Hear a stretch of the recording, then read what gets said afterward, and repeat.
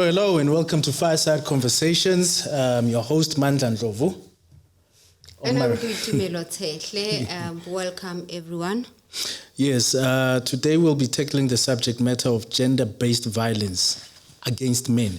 Now, the thing is, a lot of people know, Jen, when we mention the acronym GBV, we think about women and children, and which is, correct, but then at the same time, we need to understand that men also suffer, from gender-based violence. So I think that, we should actually elevate the conversation a little bit more so that when we speak of GBV, it actually encompasses all those who suffer from it. Don't you think? Yeah, I think so, because this thing of gender-based violence against men has been there. It's just that it has been muted. So we need men to talk about it and tell us what they go through on a daily basis. Yeah, hence we've named this episode The Hidden Side of Gender-Based Violence. Take it away to me.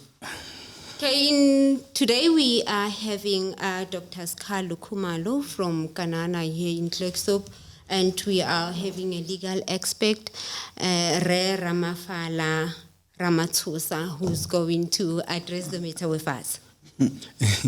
Yes, you got it right this time.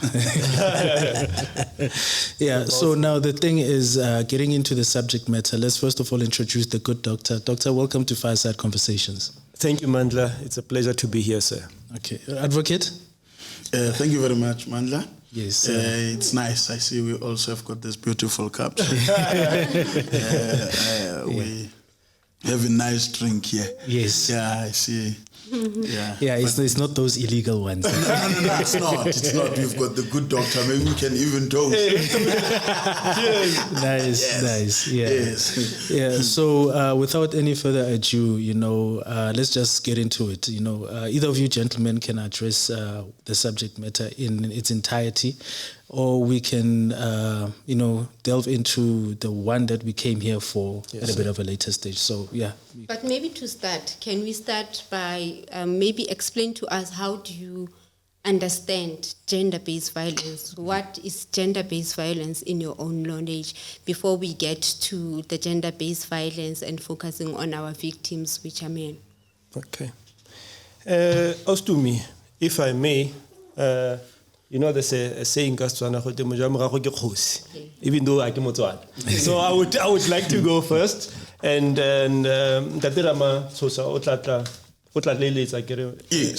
Yes, I'll do so, Doc. Thank you. But I think that we need to take it all the way back. Mm-hmm. We need to get the proper background of this subject matter. Because when you're catching it at the level of GBV, the issue, Kuri, how does it start? And I want to believe that any violence starts off as conflict, right? Mm-hmm. Isn't it? Mm. There has to be conflict, right? The difference there has of to opinion, be a conflict. Yeah. There has to be a difference of opinion between two people regarding a certain subject matter. Mm-hmm. And that's how conflict starts. And so for me, the thing is, for you to address GBV, first understand how it starts. So conflict usually occurs when two people are failing to compromise. There is no concession, there's no middle ground, isn't it? We have an issue that we are addressing, me and Dadera Matsosa, and for some reason we don't see eye to eye. And you will quickly realize that things tend to escalate, right? Mm-hmm. Quickly, from a disagreement to an argument. And the minute you get to the point of an argument, it becomes emotional, right? And then within the confines, especially of a space that is very small, like when you have a couple living together in a home, if that happens repeatedly, you build resentment, right? Mm-hmm. You start to build resentment, irritability, and later on, anger. And then anger then leads to that violence. You see, so that's the evolution of this thing. So how we understand it we have to first look at how it starts, and therefore it ends up being gender-based violence because now we're looking at it between two genders now. But it always starts as conflict that is not properly managed and resolved. Mm-hmm. Okay, now, sorry, I shouldn't have interjected. Yeah, take it away, advocate. All right. I think my understanding of GBV and Ostumi and Mindlos would emanate from, because the essence of the word in itself, gender-based violence, I think it's also problematic in itself. Yes, sir. In that it wanted to categorize violence. And as a result of the categorization of violence, we then gave it more weight and not deal with it with the weight that we have afforded to it. We defined it, and then in its definition, we were unable to can now come with a solution to this which we have defined. Because I think that once you have identified a problem, it becomes easier for you to identify a solution or bring into being a solution. Mm-hmm. But now the conflict between a man and a woman, which has now been turned into, or which has now been defined as gender-based violence, is a conflict that we find ourselves in the middle of it when we were born.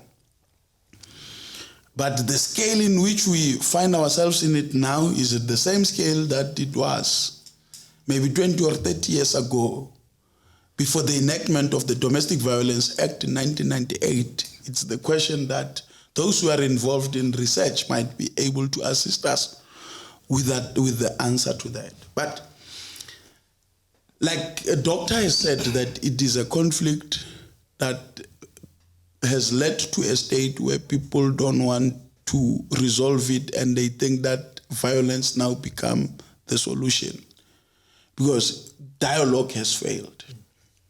And I think the reason dialogue has failed is that the way, I'm coming to this definition, the way we were socialized as we grow up, as young boys, we were socialized in a way that we would have seen women as not our equal.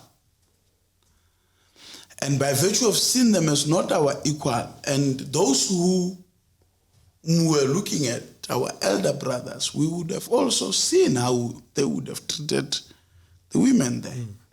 And my generation, and the generation before me, it's the generation that would have engaged themselves on things in different townships. Others would be called lepanda, when different boys would want to take advantage of one woman and there would not be consequences and repercussions running for a train. For that which they have done.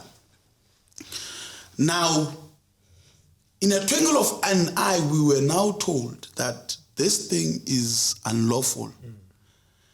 And when we now enacted the law, we just took the law and threw it at the people and not deal with the society and the change of the mindset. You see? And now what we are now doing as a society is that we are now empowering a girl child to fight against a boy child in her defense and deal with this GBV. And the boy child is not empowered by anyone, which now becomes the topic for today. Which later on now, we will now find a girl child having an upper hand and a boy child being the one who's now on the receiving end, because every time when we now want to deal with these issues, we look on the one side of the coin and ignore that there are two sides to every coin. Now, conflicts, according to me, have always been there between people and societies. But conflicts have always been managed by the very same societies. But we have reached a stage where conflicts are not managed by anyone now. And we have moved to a stage where there's too much entitlement from both sides of the coins. Every side of the coin feels that it is entitled, and the other side of the coin feels it is entitled. So my understanding of GBV, because that was the question, would not be different from what doctor has said. It's a conflict. And every conflict has to be managed by people. But unfortunately, this conflict called GBV, it's no longer managed by the people involved in the conflict. It is managed by third parties. That is why we are now having a problem. And the reason that even those who came with this concept have said or have decided to call it GBV is because they also knew that this conflict is bigger than them. Yes, sir. And now they addressed it at a political level and left the social problem of it to us as a society to decide how we deal with it. So GBV in simple terms for me is a conflict between two people which now escalate to involve other people. And the two people who in essence were not supposed to even find themselves in a situation where they would have conflict and resolve it by violence. But the thing is that we cannot take away the fact here, we have been socialized, man, to believe that that Yes, sir. maybe we must also revisit those words that we have created as a society.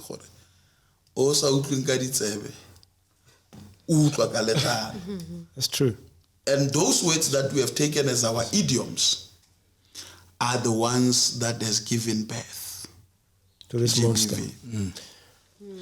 Just to come in, one last thing, Mandla. Perhaps we should say right from the outset that we are not apologetic for men. And we actually understand that the bulk or the vast majority of GBV is still meted out against women. Against women, So yes. we would want women out there to know that we know the plight of women. And we understand, especially in South Africa, that a lot of women, femicide is strife here. People are dying, our sisters. But we are trying to do is to bring a different perspective to this, to say that there's also this problem that men are facing. And like Ostumia Bwile, the problem with men is that we are muted. We are quiet about it. So this promises indeed to be a very informative and exciting discussion. Yeah, no, that's true. The thing is, with that understanding that, the bulk of GBV is meted against women, I think that our viewers should understand that we are not dismissive of that fact. Yes, it's something that we are still going to attend to. It's a matter we are going to attend to. We're going to sit around here. We're going to involve different people, whether it's victims or perpetrators and so on, so that we can address it. Like you said, it's a very bad, thing in our country that we are experiencing. Yeah, and I just wanted to ask another question. Whenever we talk about GBV, people think about it as something that happens between a man and a woman. Is there something such as GBV as in men against men? Yes, sir.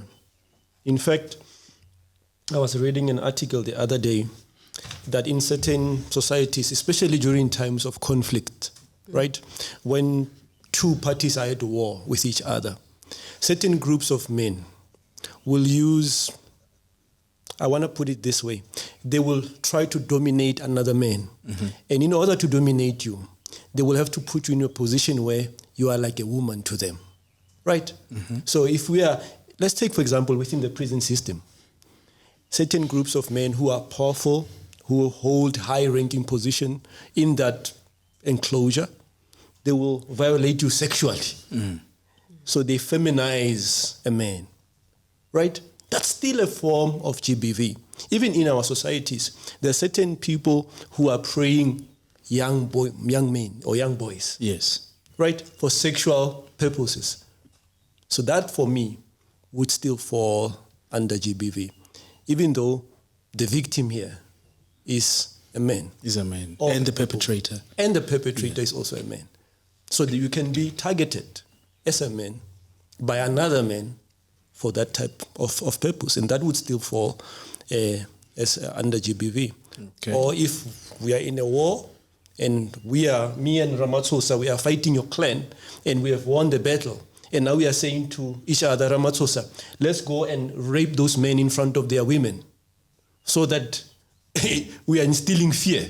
Yeah, and actually, in actual fact, some people might hear that and think it's laughable, but it does happen. It happens. Yeah. It happens.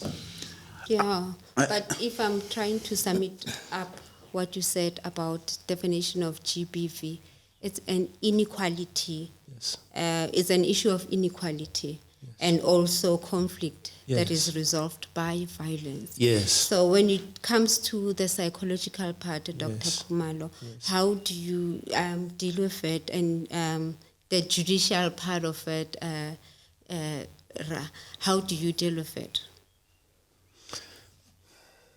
I think that one is directed to you, advocate. No, okay. I had to me had dealt with the psychological part of it. I would not dwell much into it. But then let's look at this issue, and then I'm going to bring the issue of the law into it. The last aspect that has been raised, I want to come into it so that I answer Ostum to say, can this GBV also be meted out on other men? And the doctor has given an answer to say yes.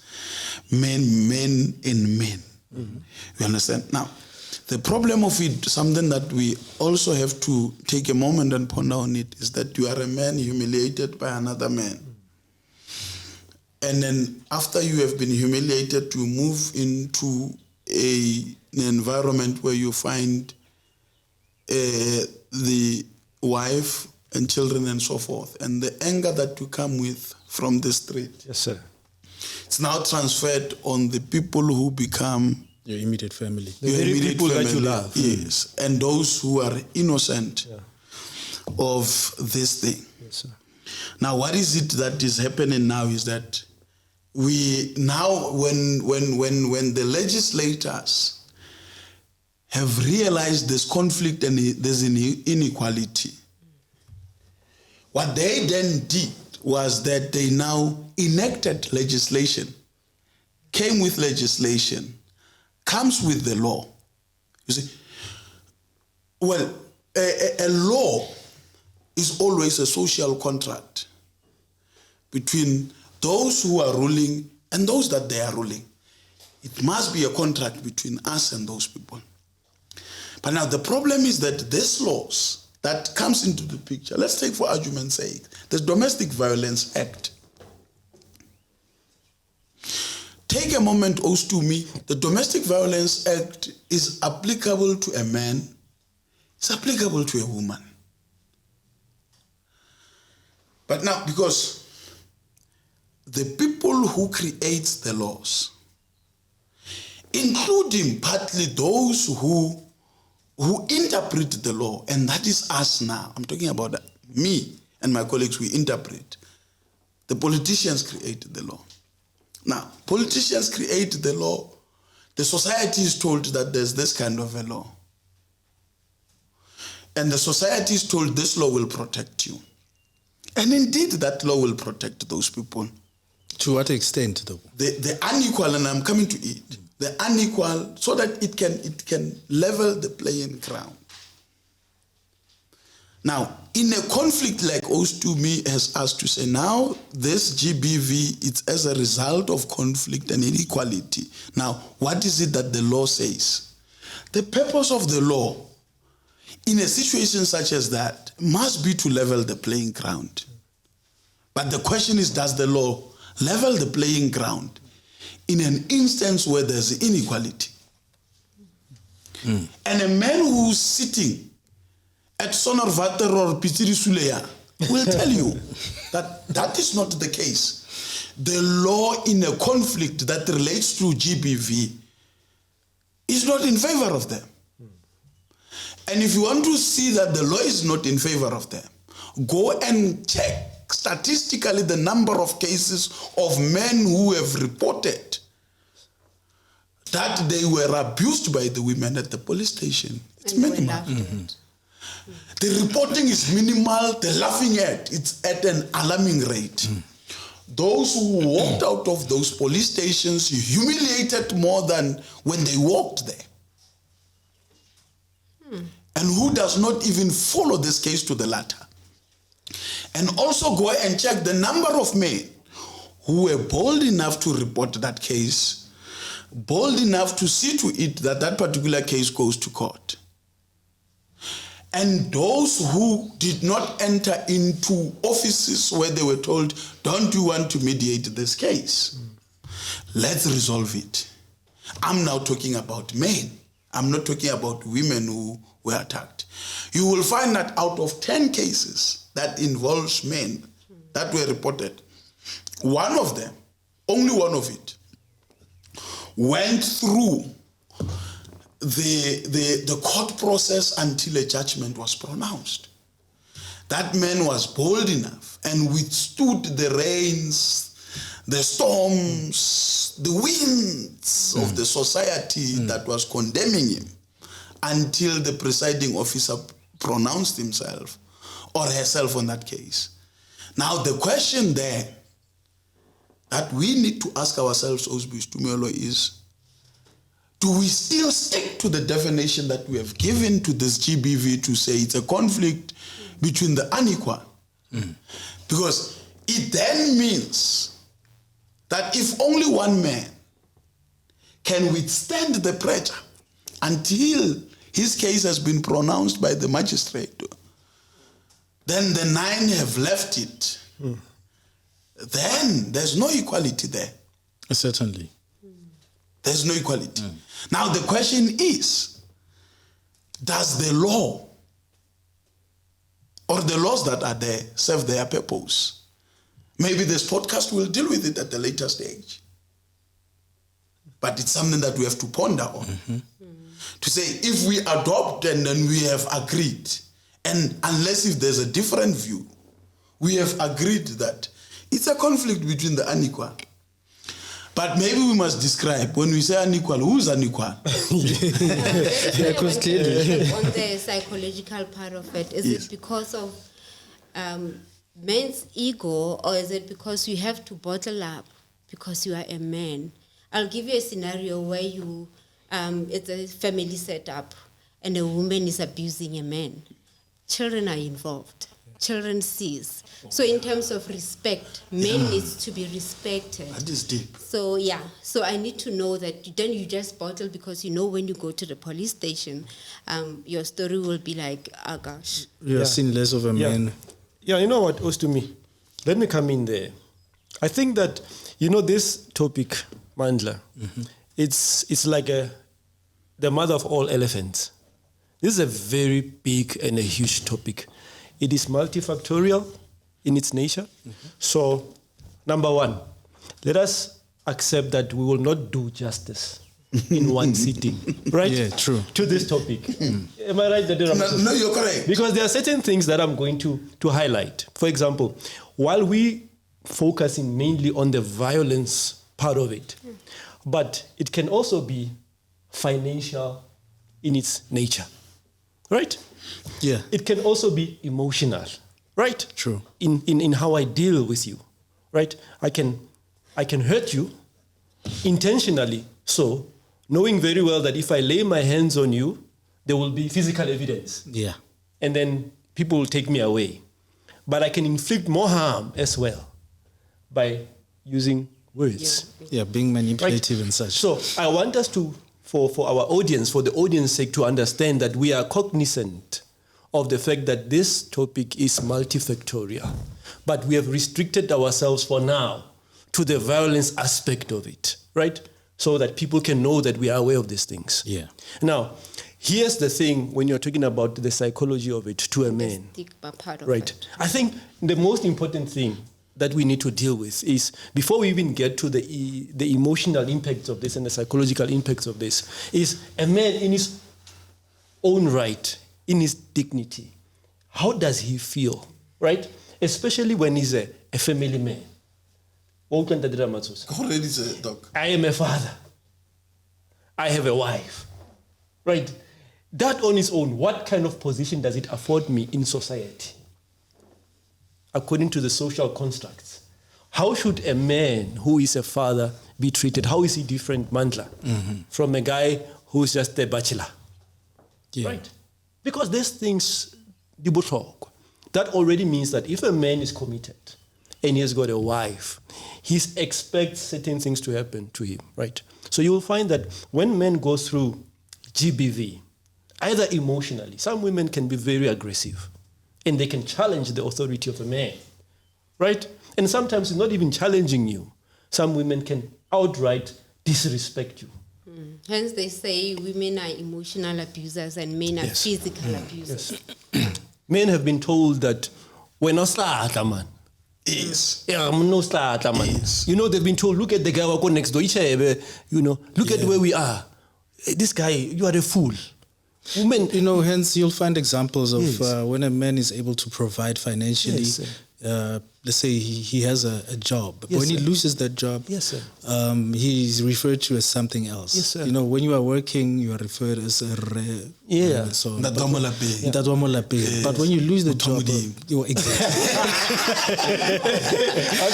Still on that note, because I was about to say that when a woman is a provider in the house, that's where I think you will find this kind of abuse happening. But let me chip in, Doc. I know you are dealing with the psychology of it. Yeah. But maybe again, because we are trying to find a solution, because everyone is at a stage where they are only condemning after the fact. Yes, sir. Because most of the time when people speak about GBVs after the fact, you will see people demonstrating in court there. You will see MEC speaking nicely and ministers speaking nicely. You will see journalists, reverends, lawyers and whatnot making a lot of noise after the fact. And after the fact, I mean when a person has already died. Yeah. But what we don't say is that let's look at it and start to see how we socialize people. That leads to this thing of the dependence and the inequality of the entire situation, because we have decided to call this thing inequality. Mindos zaka ujoli. How you will that? Yeah, we need to start to speak to our sisters. Relationships are not relationships based on what a partner can give to you. Because this is the other aspect that we don't want to talk about. Now, a man has to do things that he's not supposed to do because he wants to give Mwanyana Mavoso. You know? You understand? You also have to feel that you are a man. You must have Zaga, like Doc has said, or you are now next thing you are being compared to the boy next door. Next door, yeah. Marara Ramatsos, how is that affecting you as a man? No, it's very deep. Very, very deep. And I'll tell you why I'm saying it's very deep. I'm in a relationship with you, Ostumi. I don't have capacity to buy you weave of 1,600 rand. And you say to me you want weave of 1,600 rand. Every day weave here 1,600 rand. When the two of us work in a retail, and in the same salary, having the same problems back home. But notwithstanding the fact that I've got 5 mouths that I'm feeding kohai, black tax, you still expect me to give you money to go and buy weave. And you never know when to stop. And the next thing, when I'm unable to provide that weave to you, you say, okay, fine. Yeah. You see? Already, I feel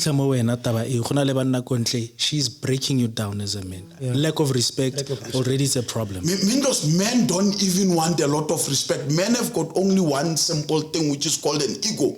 And I always say to people, an ego is like a balloon. It's gone. It's gone. It's finished. And now, because we have spoken about conflict and inequality, we cannot ignore the fact that many of the men now, my age, have been socialized that if there's a disagreement, violence, resolve that particular disagreement. You understand? And I will even show you with our democracy. In as much as our democracy, we have gained it not by the spilling of any blood. Yes, so you know our society, like I'm saying, a person does matric. finishes matric, does not go to any institutions of higher learning, udula molekation.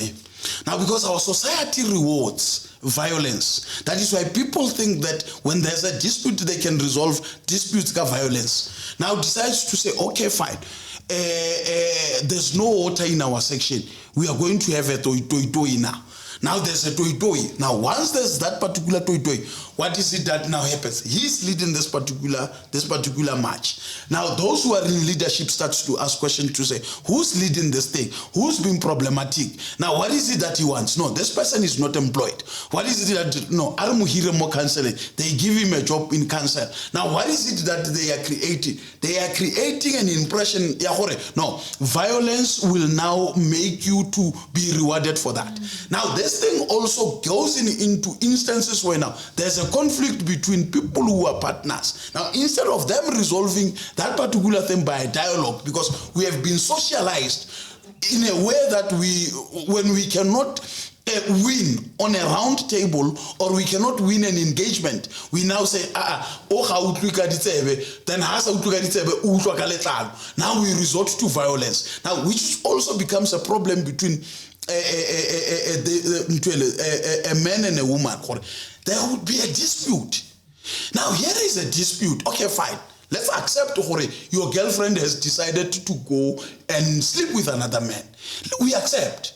But the question that we must ask ourselves, Mandla, is that after you hit her, kick her, or even to the extent that you have killed her, are you going to now reverse whatever that you were complaining about? Because if he slept with another man, even after Umukitika, you are not going to change the fact that she slept with that man. But because our society has been socialized, and I'm deliberately using the word socialized, when there's a conflict and you cannot resolve it by the engagements, then it resorts to... You escalate it to violence. You escalate it to violence. But the problem is that even the violence does not resolve that particular issue. And we cannot shy away from the fact that there are other instances where even our sisters would say to a guy, yes, sir. You understand? A person is reprimanding her. No one has spoken about violence. Others to an extent that they would provoke you even point to more partly. And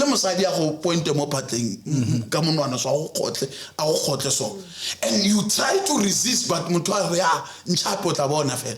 why do we always have to say you understand? That's the problem that we find in our society. Now, don't you think that comes with lack of being emotionally balanced, or should we call it emotional intelligence? Because I believe that as a man, I'm not going to speak for every man out there, but I believe that as a man, when you encounter a person who is like that, because we know there's some women who will say, "Waka anchap, it means oranrat," you know.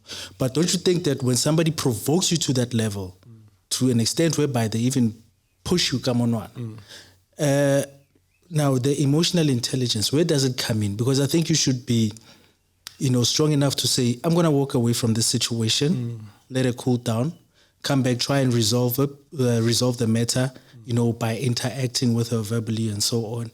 And if you see it being a continuous behavior, you can also decide to say, as much as, I really care about this person, in the end, my life is going to be, or her life is going to be in danger.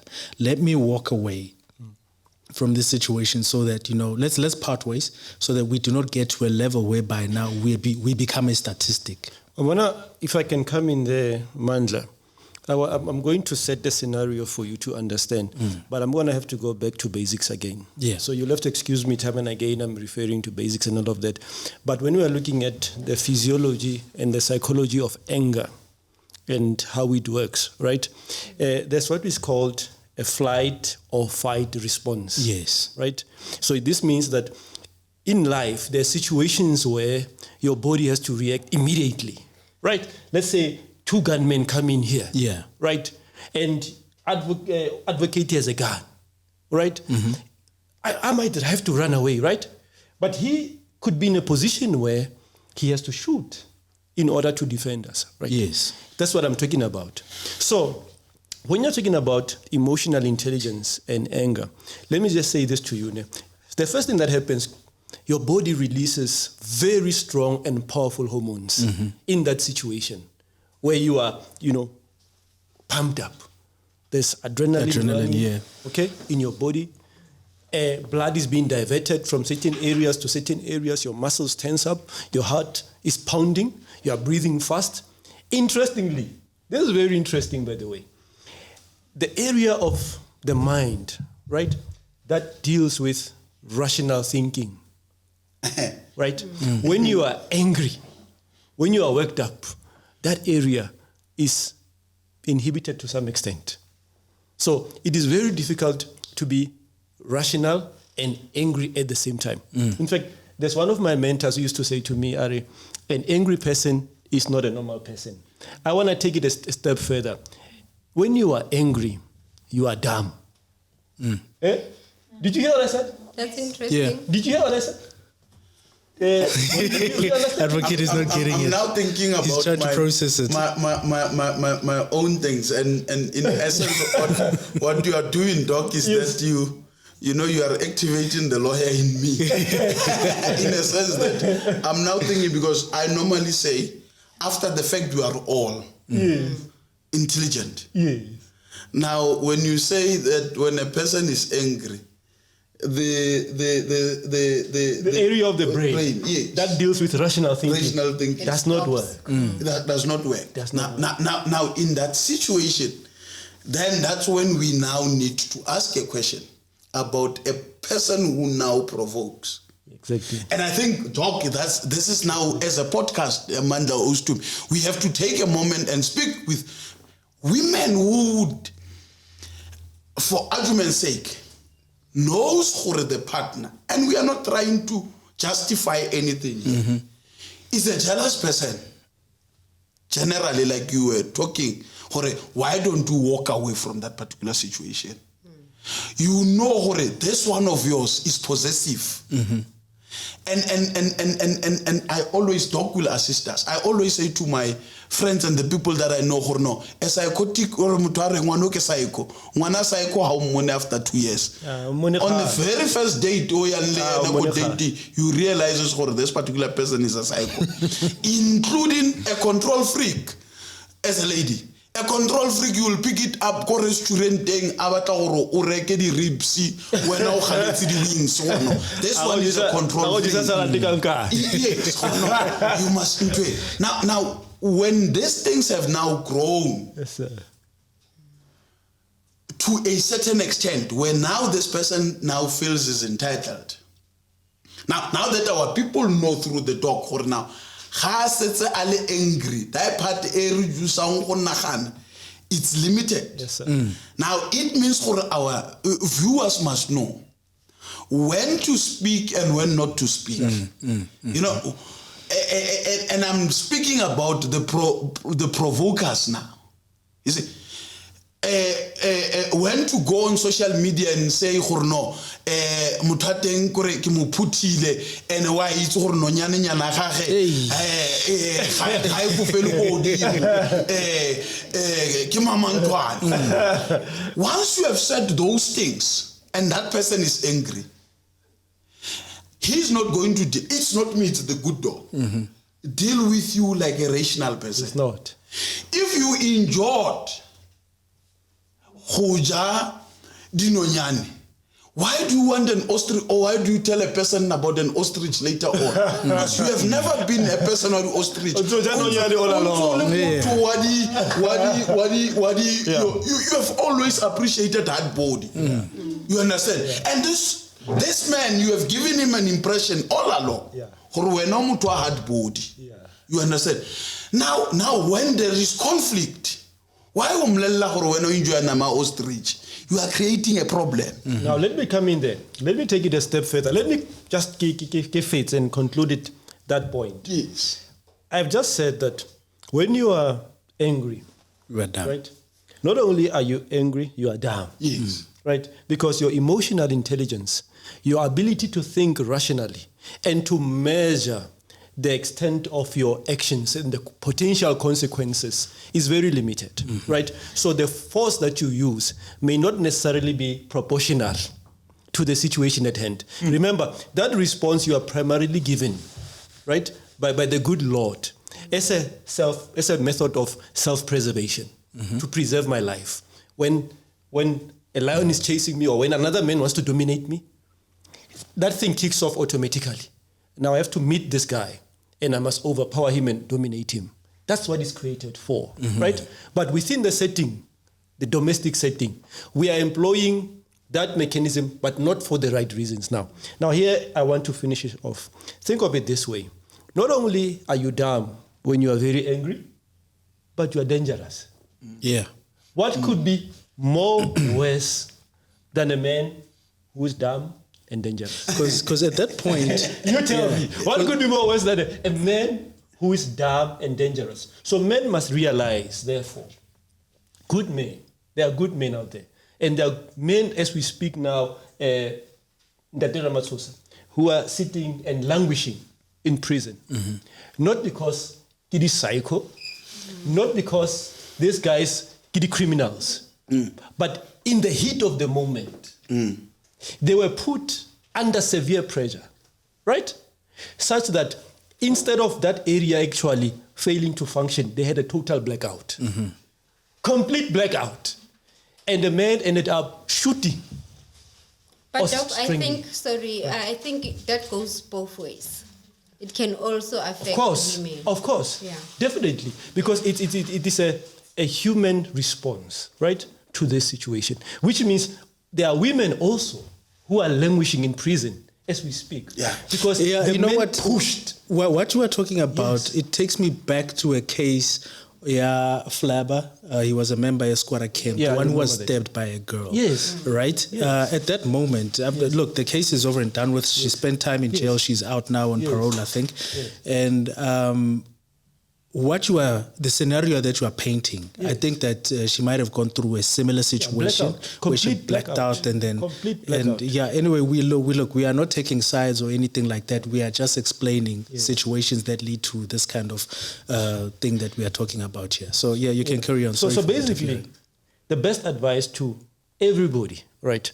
Let me just say everybody, whether you are a man or you are a woman, disengage and walk away. But Doc, let us be practical. You speaking to a person that psychologically you say is dumb, and you want him to disengage. No. You don't disengage at your weakest point.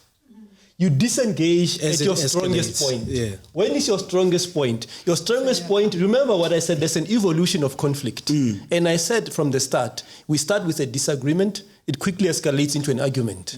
And at that point when it's an argument, disengage. But Doc, let me deal with it this way. And let us be practical about things that really causes this problem. Let's say now, when we are in this podcast, that as we are in the podcast, you get a call from a friend and say, Doc, you know what I've been telling you about Ramatsosa Hore, he is dealing with your wife. Hey, you can't say that. No, yeah. And I'm sitting here with you now, and you are speaking nicely. Hey, my brother. And no, listen, come back. And he sent you the picture. Me, not sitting next to you now. I'm sitting. I'm sitting. Good. I don't even want to think about it. But we've gone past the point of disengaging by then, because the moment that happens, you move on to the very next level. So But now, guys, here we want to help each other. Yes. You see, we want a person to walk away from a situation.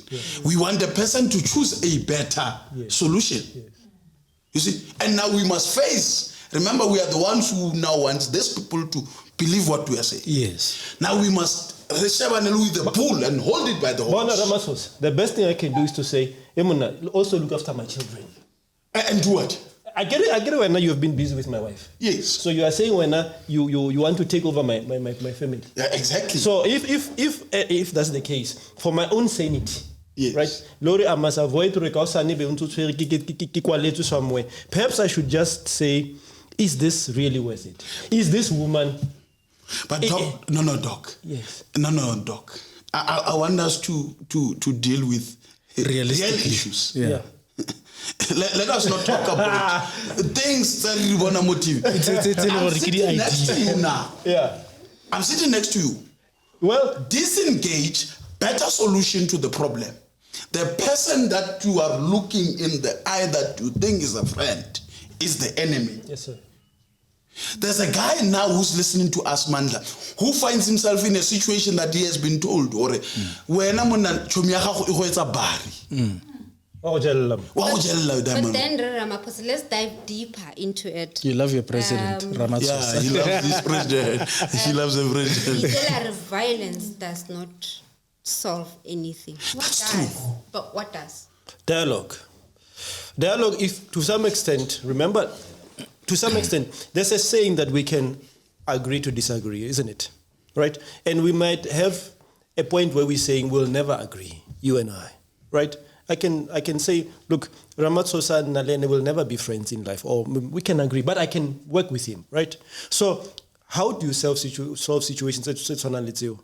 Firstly, have a great level of self-awareness in terms of yourself, your reactions, your emotions, how you feel. I know myself, right? I know the threshold, right? And I can feel as I approach the threshold. The idea is that as soon as I see that I'm approaching the threshold, perhaps it's time for me to walk away, right? That's why if you look at sports, professional martial arts sports like boxing, Contact sports, right?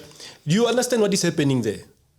There, they are trying to teach you how to use violence, but also be rational at the same time.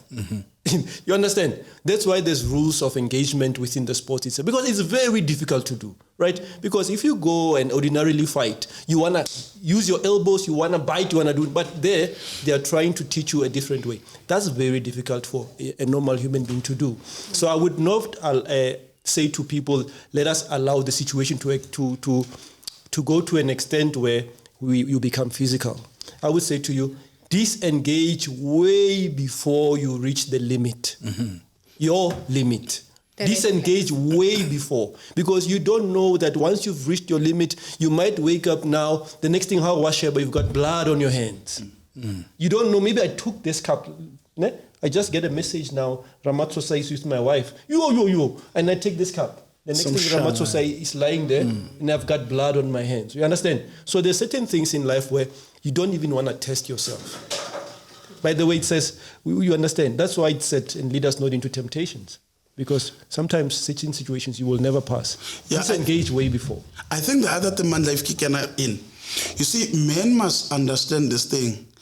This thing that tigers don't cry. Cry by mistake. It's wrong. It's wrong. We are human beings. The reason we have got tears in our eyes is because we are human beings. If women are able to cry, and when depending on another situation, we are able to cry some situation. Yeah. Really allow yourself to cry. I always say to my friends, Kere, sometimes in a situation where a person, your partner has cheated you, treat her like a person who has passed on. Because a person who has passed on, the minute you hear your loved one has passed on, you cry. Too much. You mourn that person. Too much. You mourn that person. Too much. And we must also mourn relationships. Yes, sir. Some of the relationships, you must mourn them, not resuscitate them. Yeah, you can't wake that person. You can't wake them so up. Don't try and wake up that relationship as well. Don't resurrect a relationship that has died. Yeah. You understand? So our people must reach that stage. Yeah. Again, like the good doctor has said, there's nothing wrong in walking away and the society calls you a weakling. Yes, sir. And when you get by that corner and you look at that person and you realize that he is the weak one, you are the strong one. And the reason I say that, you see, everyone, there are people that I've represented in my career who reacted at the heat of the moment. When I meet with them in the cells, they realize you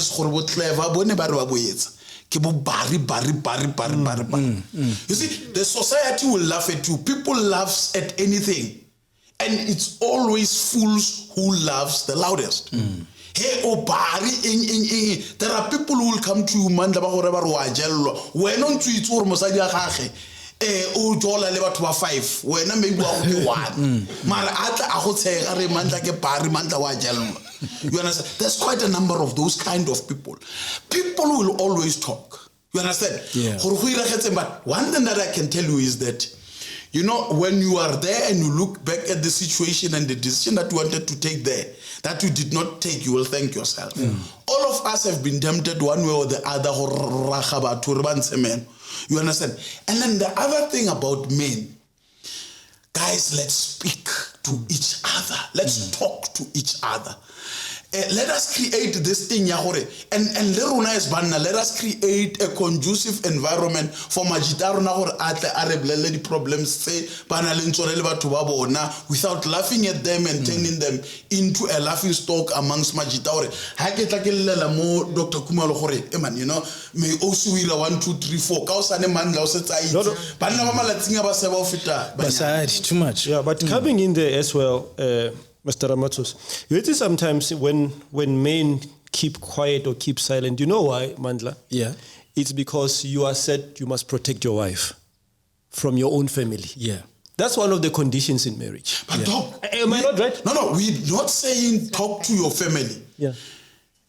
Look, some situations, that's why I've chosen you. Yeah. Some situations we need to discuss them amongst ourselves as peers. Every one of us must have, man, in as much as Doc, there's a person that we always tell how to flopper evers. Yeah. Or we really something that we don't want other people to know about it. Let that person also not outweigh its hell, how outweigh when you are hurt. Yeah. Because we are human beings, we get hurt.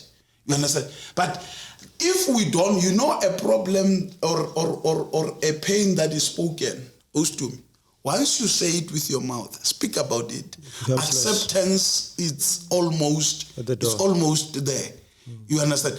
And then lastly, the other thing that we need to understand as men, for us to minimize this abuse, is to understand what women are not commodities. We don't own women. Yeah. And how betcha is because unobata obecha. Ebra, akono po for stealing. La ikupile 20 times. The moment you take it out, you are not buying anything. Little to the regular, there come a time where you let them go. Some of them they are fella. It's time for you to move on. So if that time has arrived in every relationship, move on. This thing ya gore o create motho a re na ngwana o khale ke mo etsetsa so kanto no mo etsa nail investment. If you want to invest money, go to a bank or into any investment company. Don't give it to another ngwana motho mongwe who expect you to crash later on. Just to jump in there, I know I should be asking questions, but I think that when it comes to building a relationship, whether la jola or you are married, whatever, I think financial matters. It's very important to deal with them or you are building each other. Yes. This thing of wanting to follow the trends and whatnot, I think it's one of the biggest destroyers that relationship, because now you're trying to keep up with people whom you don't know already. Yes, sir. And Elano builder man, if you are building Ostum, how Ostum is look at her with pride. Say again now. If she moves away, Atamo doctor, you must also look at her and say, you know what? Doctor Omone, yeah. You understand? Because the problem is that the moment you understand? And the moment to buy loyalty to us is a problem. You will never buy loyalty. Yeah, there's no love there. There's no relationship. Live love. Yeah. Whatever that you do under those emotions that you are doing, let it not be an investment to anyone. If Sejamonna asemgate. Yeah. How do we twella pelo to next door? Haka next door ba keta o ja twella pelo. Ba o kuta strata se kaofela ntate o tsama o ka re o koko esna masiba o kene ko se slatela o re nna ke majiwa o to phela monate o ka se bele stress o ka se shape hope o ka se bele anger to anyone. Yeah. Wa kena o ipolelle go social development. Yeah. O thusa malapa mo kena mo temmo ha ba o jetsa ba re chaile na nako ya sasa wa move hape o kena ka next door. Is it Isaac Hayes? He was being neighborly. So you're still watching Fireside Conversation. We're talking about gender-based violence against men. Yeah. And the topic has not been exhausted as yet. Yeah. But I want to hear you from you, gentlemen. So, gentlemen, do you think that men are now submissive because women are no longer submissive? I mean, men are abusive because women are no longer submissive? You know what, to me? That's a deep question, right? That you're asking the issue of whether women, in the first place, we can take it back. Should women be submissive, right? And if I say yes, a lot of people will be upset, right? Especially women, right? They'll say, but why should I be submissive to my husband? Why shouldn't he be submissive? And I think that I want to propose that we look at it from this point, right? If in a relationship between a man and a woman, we both say, let me do unto my partner the way I want my partner to do unto me, that eliminates all conflict, right? Because even if I'm upset at you, when I understand, if I want to raise my hand, but I remember that I don't want my wife to raise her hand against me, that already on its own is a buffer, right? And also to understand that violence begets more violence. You know, Dade Ramatsosa, the first time that you enter into an argument with somebody and then you slap them, the next time you're not going to slap them once, right, Mandla? Mm-hmm. Right? Yeah, that's true. Because maybe this person keeps on provoking you, right? And the first time you used violence, you slapped them once. The next time they provoke you even more. Now you have to slap them twice, right? And as time progresses, you will find that your level of violence has to increase. A full-on boxing match, right? No? And then ultimately, you do the unimaginable. You take life. So I would say to you that rather than looking at it from should somebody be submissive or not, we should rather look at what are we trying to build here? Mm-hmm. And what is my goal in this relationship, right? And if I realize that, to me, it's not helping me to progress in my life. She's going south, I am going north, right? What is the point of me forcing issues with this person, right? For my own sanity, perhaps it is better for me to realize that this one is going to lead me down into hell, into the pit, right? Yeah, man. Just going back to that whole point of women being submissive and whatnot. Yeah. I think that what you mentioned was when people come into a relationship, there needs to be that, understanding Yes, sir. that you are dealing with another human being. Yeah. That's another human being whom you want to have in your life. Yes, sir. So if you have that person in your life, Yes, sir. why is it that you are going to treat that person in a manner that you wouldn't want them to treat you? Exactly. You know? Yeah, I think what owes to me you have asked, and I was listening, and the doctor is correct. Now we need to check this thing to say submission is one side of the coin. There's the other side of the coin. If we call for submission from women, then it means there's something that has to happen from men. From every force of action, there's a force of reaction. Yes, True. sir. You understand? Now, as men, let's say that we now get to a stage, or maybe let's say that we have told ourselves that women must submit to us. Good and correct, let them submit to us. But then there must be something that we are taking to them. Yes, in return. For us to attract that submission. You see? Now, for you to receive submission is like loyalty. Those are things that for a person to be loyal to you, you cannot buy loyalty. It's a decision that a person takes, that I'm going to be loyal to this person. And the very same thing, and for the person to decide to be loyal to you, there's something that you must have done to them for them to realize that you are worth that loyalty. Equally, the issue of submissiveness. For women to be submissive, let us do something to them.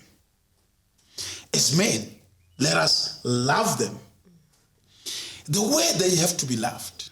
Because something that you love, you cherish, you protect. You see, you treat it gently and nicely. You embrace it with your entire being. Now, once we do that, we are going to activate the submissiveness from women. Now, the problem with men today that they are not they complain about women not being submissive. It's the undivided loyalty. And from men to women. And you should hear what I'm saying. I said the undivided loyalty. Because Dr. Khumalo or Mandla wants the woman, and listen to me, I did not say women, I said woman to submit to him. But now, now on his part, this is one coin. Remember I said the other part is submissiveness, the other part is love. Now he takes the very same coin and go and demand that another person again must do the submissiveness in the same coin. Now you find out that he wants 10 women to submit under him, and it's him alone. Now, I'm not sure if you are following me now. It creates conflict. Remember what we started with. It creates conflict because he expects this one woman to submit to him. But in return, he loves 10 women. And he thinks there's not going to be conflict. There's going to be conflict. Because what you put in is the one that you're going to take out. Now, he has divided his loyalty to 10 women.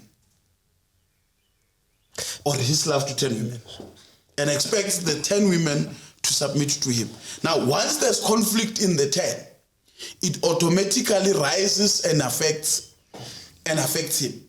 And now it then starts to create a narcissistic tendency that we never speak about on men.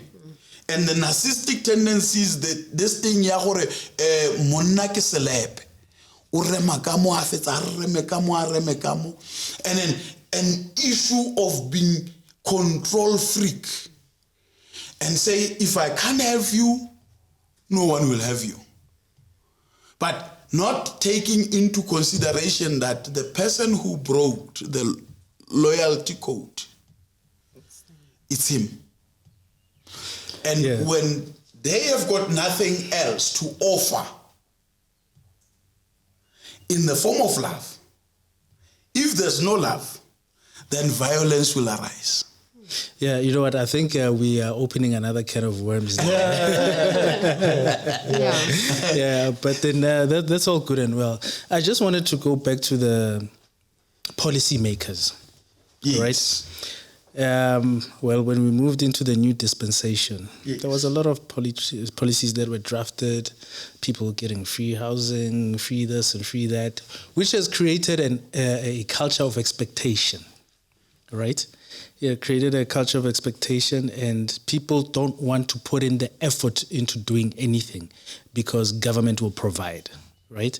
So now when it comes to the policies around the violence, you know, between all the sexes, whether it's men on men, men against women, and so on.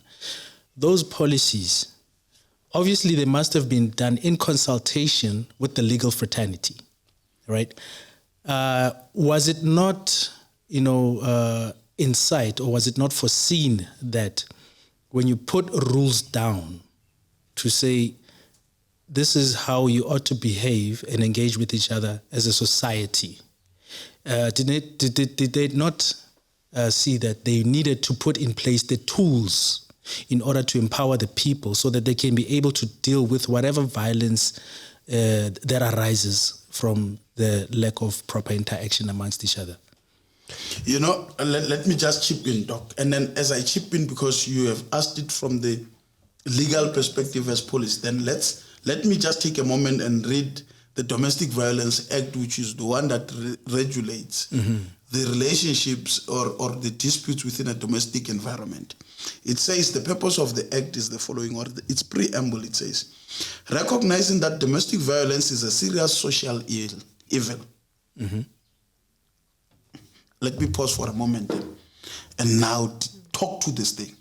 You have got the government says, recognizing that domestic violence is a serious social, and then the last word that becomes an operative word in the entire thing, evil. So they have defined this dispute as an evil thing. But let's read and see if maybe they are now coming up with a concrete solution to deal with the evil. Because you cannot only recognize that this thing is an evil and leave it there. And it goes on, say that there is a high incidence of domestic violence within South African society. That victims of domestic violence are among the most vulnerable members of society. That domestic violence takes on many forms that acts of domestic violence may be committed in a wide range of domestic relationships, and that the remedies currently available to the victims of domestic violence have proved to be ineffective. And having regard to the Constitution of South Africa, and in particular the right to equality and to freedom and security of the person, and the international commitments and obligations of the states towards ending violence against women and children. Now listen to it now. It has said it's a social evil. And it then spoke about inequality. Now it identifies who was it really designed for. Because it identifies its people. It says women and men. I mean women and children. And people never speak about this issue. In essence, Mandla, what then this says is that when the people drafted this act, did they have a man in mind? No.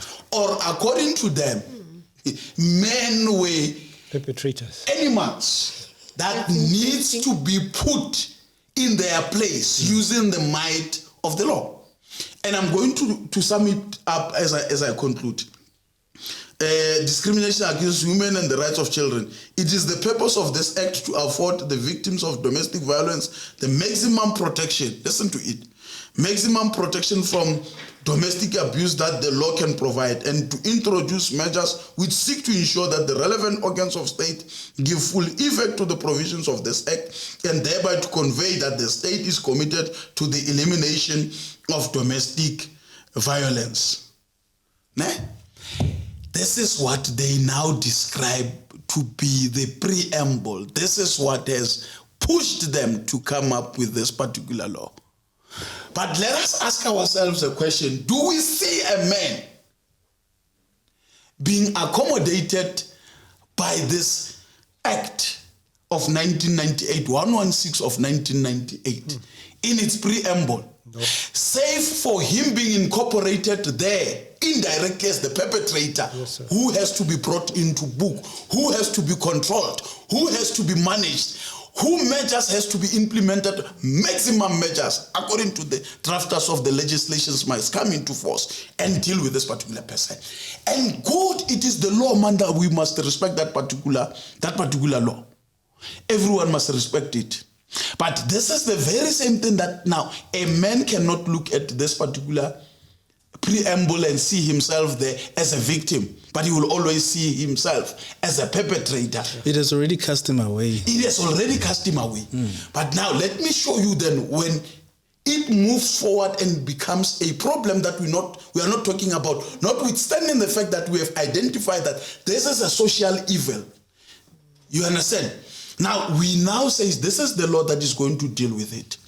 a person gets into a court of law and gets a protection order against the husband is the wife who says, I want a protection order against my husband. And then part of the conditions that I want the court to impose is that my husband must not come into my bedroom. You see, my husband insults me. I'm not saying husbands must insult anyone and whatnot. Now the husband receives this document that says an interim order that says you must not insult your wife, you must not abuse her, you must not chase her out of the house. And let's say hypothetically, this is the wife who comes to the house every day 12 midnight. And the reason she has went to the domestic violence court is because she does not want you to reprimand her for coming late at night. Late at night. She gets this order because she would demonstrate the messages where you have called her with words that are unprintable, or that you would have sent with WhatsApps that she shows the court that, and the magistrate is convinced that you insult her, and she says you must no longer insult that particular wife. There's also an interim order granted with a warrant of arrest. The magistrates who grant an interim order with a warrant of arrest does that without hearing you. Notwithstanding the fact that they give you an opportunity to anticipate that particular thing within 24-hour notice. With a 24-hour notice, you can anticipate it. But now the problem is that now you have got, let's say this man does not know or he can anticipate that particular thing. He has been given a return date, a date where he is going to say his side of the story. He receives it on the 25th of January. He will say his right, have an opportunity to also tell the magistrate what happens on the 25th of March.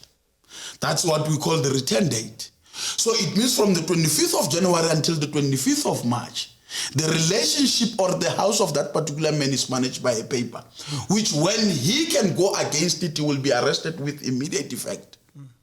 Now it means this man cannot communicate with this woman. But they're in the same household. But they are in the same household. Lo and behold, a situation arises where maybe this woman goes to court and says, this man insulted me after receiving the interim order. And he's arrested. And as he's arrested, he goes to court because there's a warrant of arrest. And the magistrate says, give me an alternative address because you cannot go back to that particular house. What is it that is happening now? You are the one who's paying a bond in this particular house. Now you are told you cannot go back to that particular house until the case is finalized. You see? Now, because the law says that you now move to your parents' home or you are accommodated by a friend or somebody else. And now we get back to a stage where now you go through the entire trial process. Maybe you are found guilty or you are not found guilty. And the case is finished. And there's no longer a condition that says you cannot go back to your house. You go back to your house. But then what is the difference between domestic violence and gender-based violence? No, I'm coming to it. Now you go back to your house and there is no one who has addressed. Remember, at the top of the preamble, it speaks about the social evil. That needs to be addressed. Now the case is finished. Maybe you are found guilty, you are given suspended sentence. Where is the solution there? Because I always tell people, when you go to court and you walk out of court and the decision that is being pronounced by a magistrate is a product of a trial, not the two of you speaking. Somebody, as they walk out of court, the other one will be happy, the other one will be angry. Now this man has a criminal record. She goes back to the house.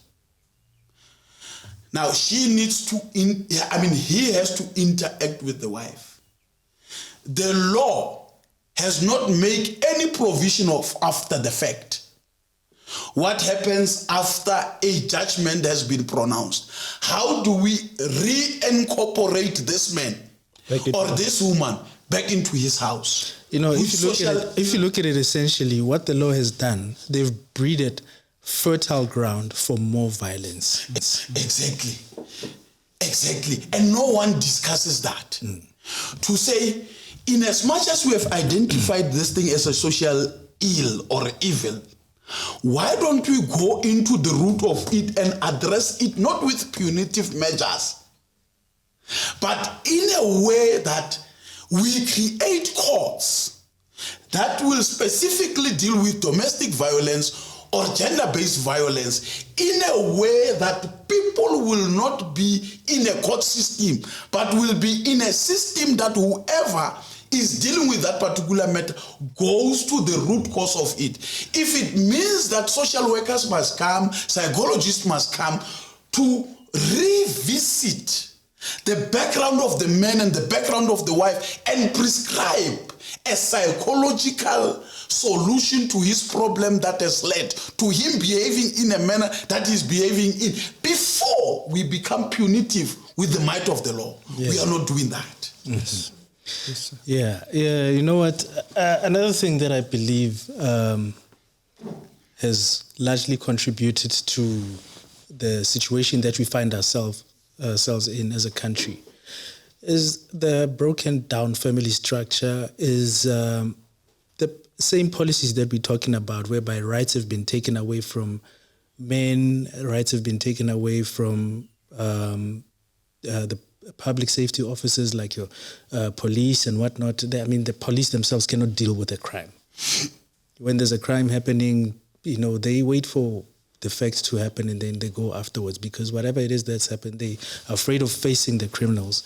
And then also when it comes to attending to those specific issues, they know they're going to arrest people, take them to the holding cells, and then they'll be released on bail, and then more crime is bound to happen. You know what I mean? So I think all of the policies that have been put, most of the policies that have been put in place in our country, they sort of defeat the purpose of what they're supposed to serve. Before the dog comes in, let me shock you again. Remember, the very same legislative framework that I've discussed also extends to a child who feels that you are ill-treating them or whatnot, that they are also afforded an opportunity to can approach that particular court, saying that maybe you are emotionally abusing them because you are always reprimanding them. My mother always speaks harsh with me and whatnot. Not that we are saying parents must speak harsh with their children, but think of a situation, Manda, where a family, which in essence we say it is the backbone of every society, yes, sir, is governed by court orders. What kind of a society are we breeding? Are we breeding a society that will be unable to resolve its issues except with the might of the law? What has happened with our people that when a child is naughty, a family comes and speak with that particular child? I'm not saying instances where people are saying, it's okay, I'm not talking about that. But I am saying that our society, and the unfortunate part, the very same legislative framework that has been enacted, if you go to courts, Mandla, the majority of the people who are living with protection orders in their families, it's people who look like me and you. Let me be controversial for a minute. It's people who look like me and you. Are we the only ones who have got problems? Other races don't have problems. How do they solve their problems? Why is it always us? You can go to court on Monday. Linear domestic violence, linear maintenance, it will be our people. Why? What has gone wrong with our people? Now, what is it that the government is addressing with the social ill? We are throwing the law to every problem. We are throwing the law. From there on, we hold sweetheart conventions, takes money and pump in there. Say, we are speaking with men stand up against gender-based violence. Then people are giving money where they are just talking politically correct things and they are not confronting the issues that are affecting men and women in the streets. That is why we were even criticized. We have had a lot about this GBV, Doc. But why is there no progress? It cannot be where our people are so hard until now, Doc. Yes, sir. Everyone is crying about GBV. Why is it that there's no end? Can every year around November, December, 16 days of activism? Every year. This brings me back to, I always say our government is very reactive, you know. We're moving into the STI month. Then they're going to be making noise about STIs and whatnot, PrEP and everything like that. So every time there's a specific month or day dedicated to a certain evil, you know what I mean? And then once that is done, you know, we move away from it. You know, festive period, what's the biggest thing? Road safety campaigns. Beyond the festive period, quiet. But people die daily on the roads. So even when it comes to this whole gender-based violence thing, it happens on a daily basis. In Kanana, we've got a woman dying literally, if not every day, it's every week, if I remember correctly. Every week, a woman dies at the hands of a man. I know that our subject is the hidden side of gender-based violence. We're talking about men. But, you know, we're just addressing how reactive our government is. Now, is our government decisive in terms of wanting to fix not only the family structure, but, you know, the overall environment where the citizens of the country find themselves? Is our government decisive? Are they able to deal with these things? Or do they just put policies in place just to look like they are doing their work, like you said, just to sound politically correct? Is there anything that they are doing that actually works and filters down to the people that need it the most? And are they taking men into consideration? Yes. Yeah, you know, if I was to come there, thanks so much for giving us that legal background, Mr. Ramatsosa, because it sheds light on a lot of issues that people like myself don't understand. But to take it even further, for me, I would say that the legal aspect of things should be the last resort, right? Because punitive actions by their very nature come in at the end, right? So if you want to build a good society, and if you want to build a society where people can live together and cohabit together in peace and in harmony, we need to go back to the basics again. Remember that I'm going to go to marriage, right? Marriage is the only institution where you are given a certificate before you start, right? I'm a doctor, right? I'm a doctor, and I was given a certificate because I proved to myself that I studied and I showed that I am ready for this institution to function as a doctor, right? How many people are prepared to cohabit with other people, especially in a country where we are coming from broken families and broken homes, right? So in essence, you have broken down men, broken down women, right? Because remember, when we are talking about broken families, it affects the boy child and it also affects the girl child, right? Now, if you actually as a government want to move your country forward, you have to heavily invest in your people, in how you socialize your people right from the beginning, the type of programs that are available, and also educating people, providing an environment where people can thrive. You know, the single one factor in the world that has uplifted countries, entire countries, from being poor to middle income and high income countries. You know what that is, Mandla? Yeah. It's education. Yep. Nothing has uplifted the world like education. Which I feel that, you know, it has been diluted in our country a lot. No, but I don't think it's the dilution per se. Let me differ there. Mandla, if you are a family man, your family has to believe in something. Yes. What is it that we believe in as a country? Yes, sir. Exactly. What is it that we stand for as a country? Yeah. Exactly. Maybe we need to ask ourselves to say, because, you know, if there's a vision, we know where we are going. Yes, sir. But where are we going in South Africa? 30 years into democracy, where are we being led to? Exactly. What is it that we stand for? Because I mean, other systems that have been there before, we knew what is it that they stand for, whether that thing is correct or wrong, but they stood for something. But ourselves, what is it that we are standing for? We have got, we have got a constitution that is lauded as the best in the country. We are the last country to obtain democracy. You understand? Well, other African countries, they were colonized. We were not colonized. We are under a certain system. So, but now the question is, why is it that we become the big brothers of the entire world? Why are we being lauded as the best? Yeah. What do we stand for as a country? And so, everyone goes there. Yeah. Now this thing comes, we are going there. We don't stand for anything.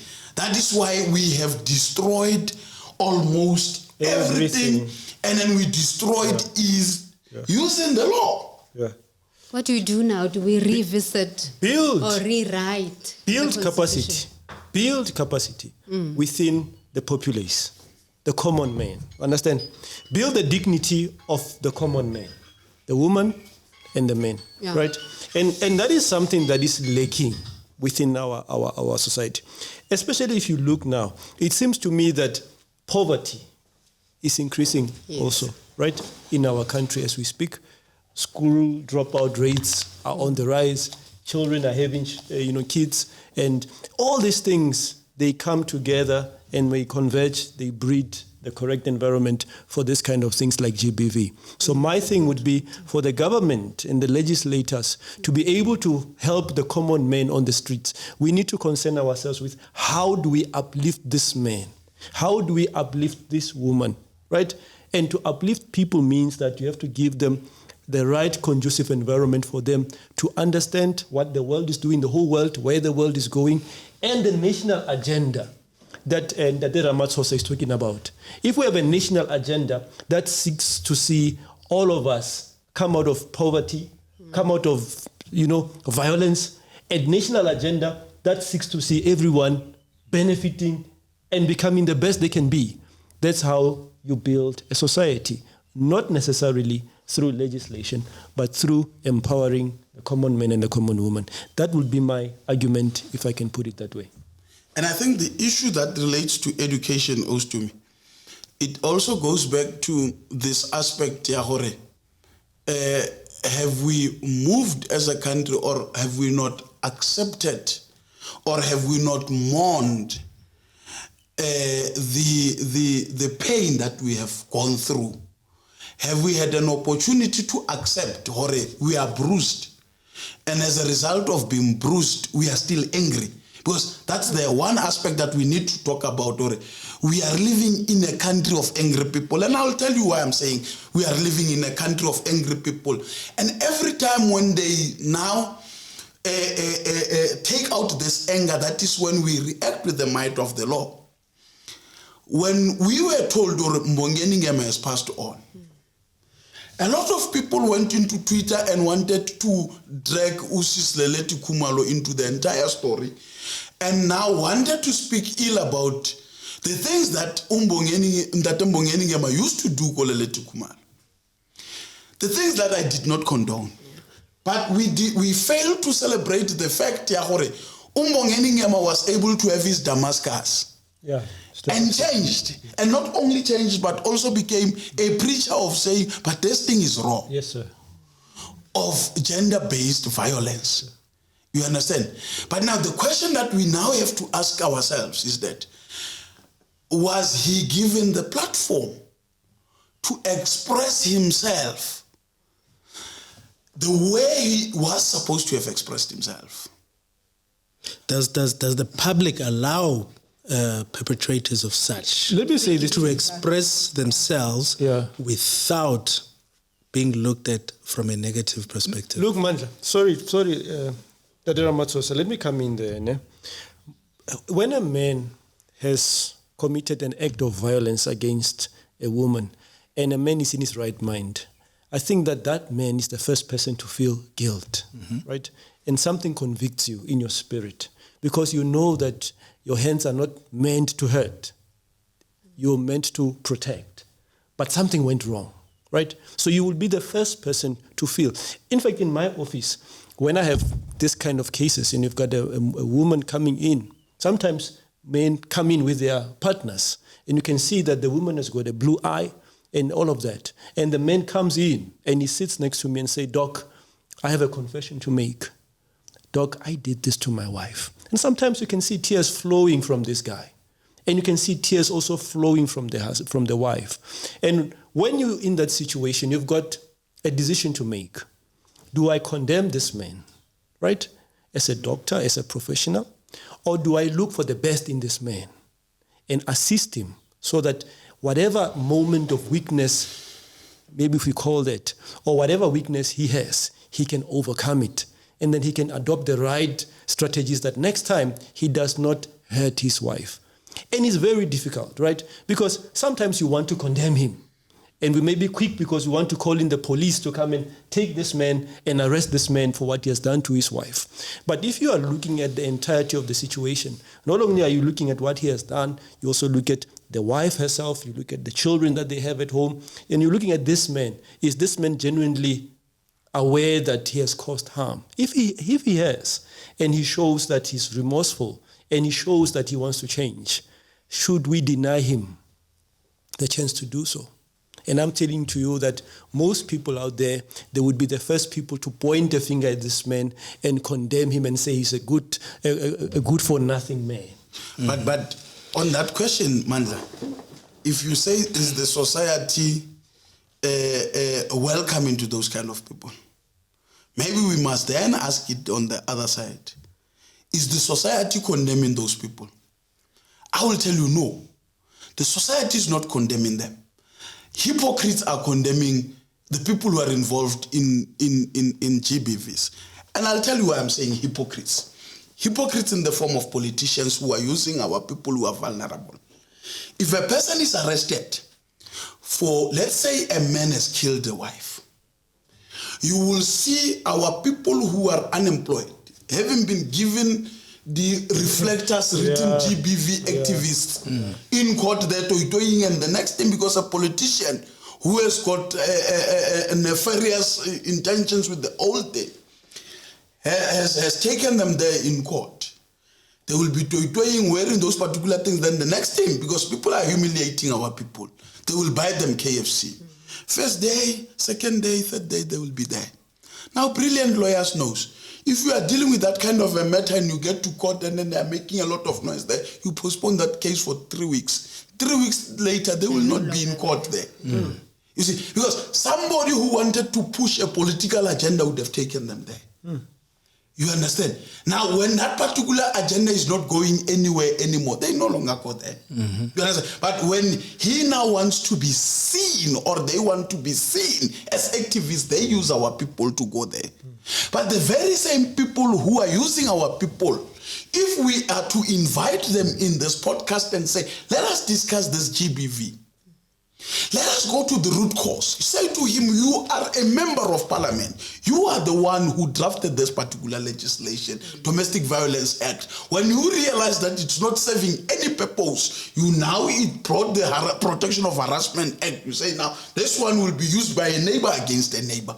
When are we going to have a social dialogue as a society when we have disputes? Why should we always fight? Because others are not fighting physically, they are fighting using the might of the law. And at the end of the day, there is no solution to their problem because they have not because our people need to board.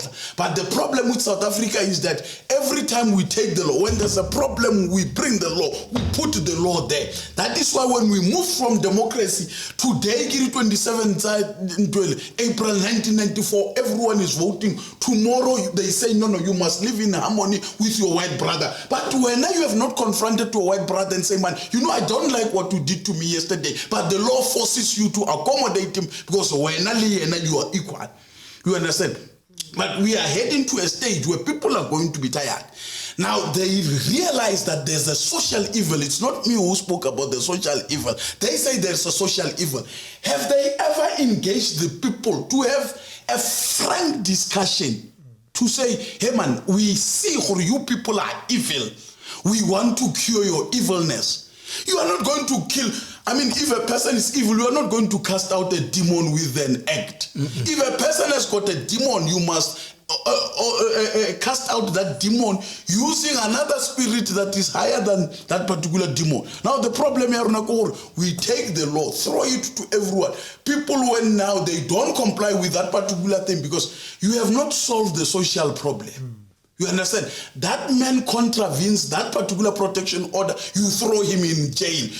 You think you have solved any problem? When he's sitting there every day of his life, because o find you guilty, you so go tronko for a foot come sa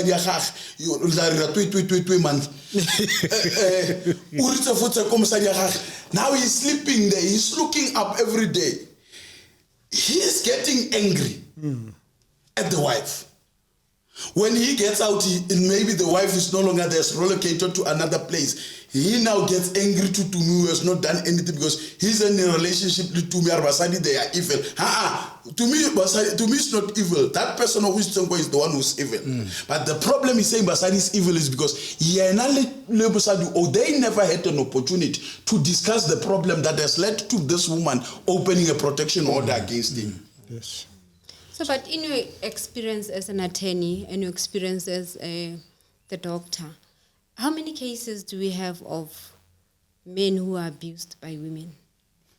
You know, now in my entire practice of over 10 years, I've never represented a man who says Ketlapilwe ke Mosadi. I don't remember at all. I have never found myself in a situation where I represent any person from the LGBTQI plus community.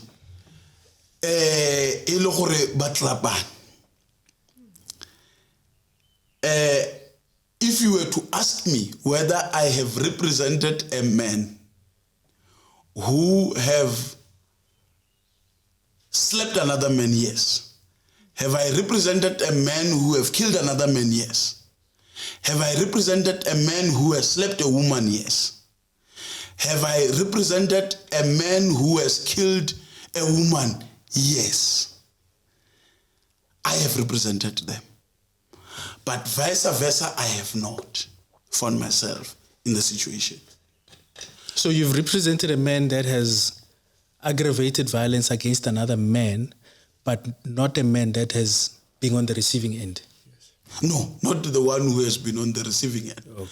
The one who would ordinarily would know a number of murder cases. That's why I'm saying this gender-based violence, maybe we must also revisit it as to say, but really, when we say gender-based violence, who are we talking about? Yeah, because, when you go back to that, there's been, statistics that state the fact that the highest number of murders, right, is it's men.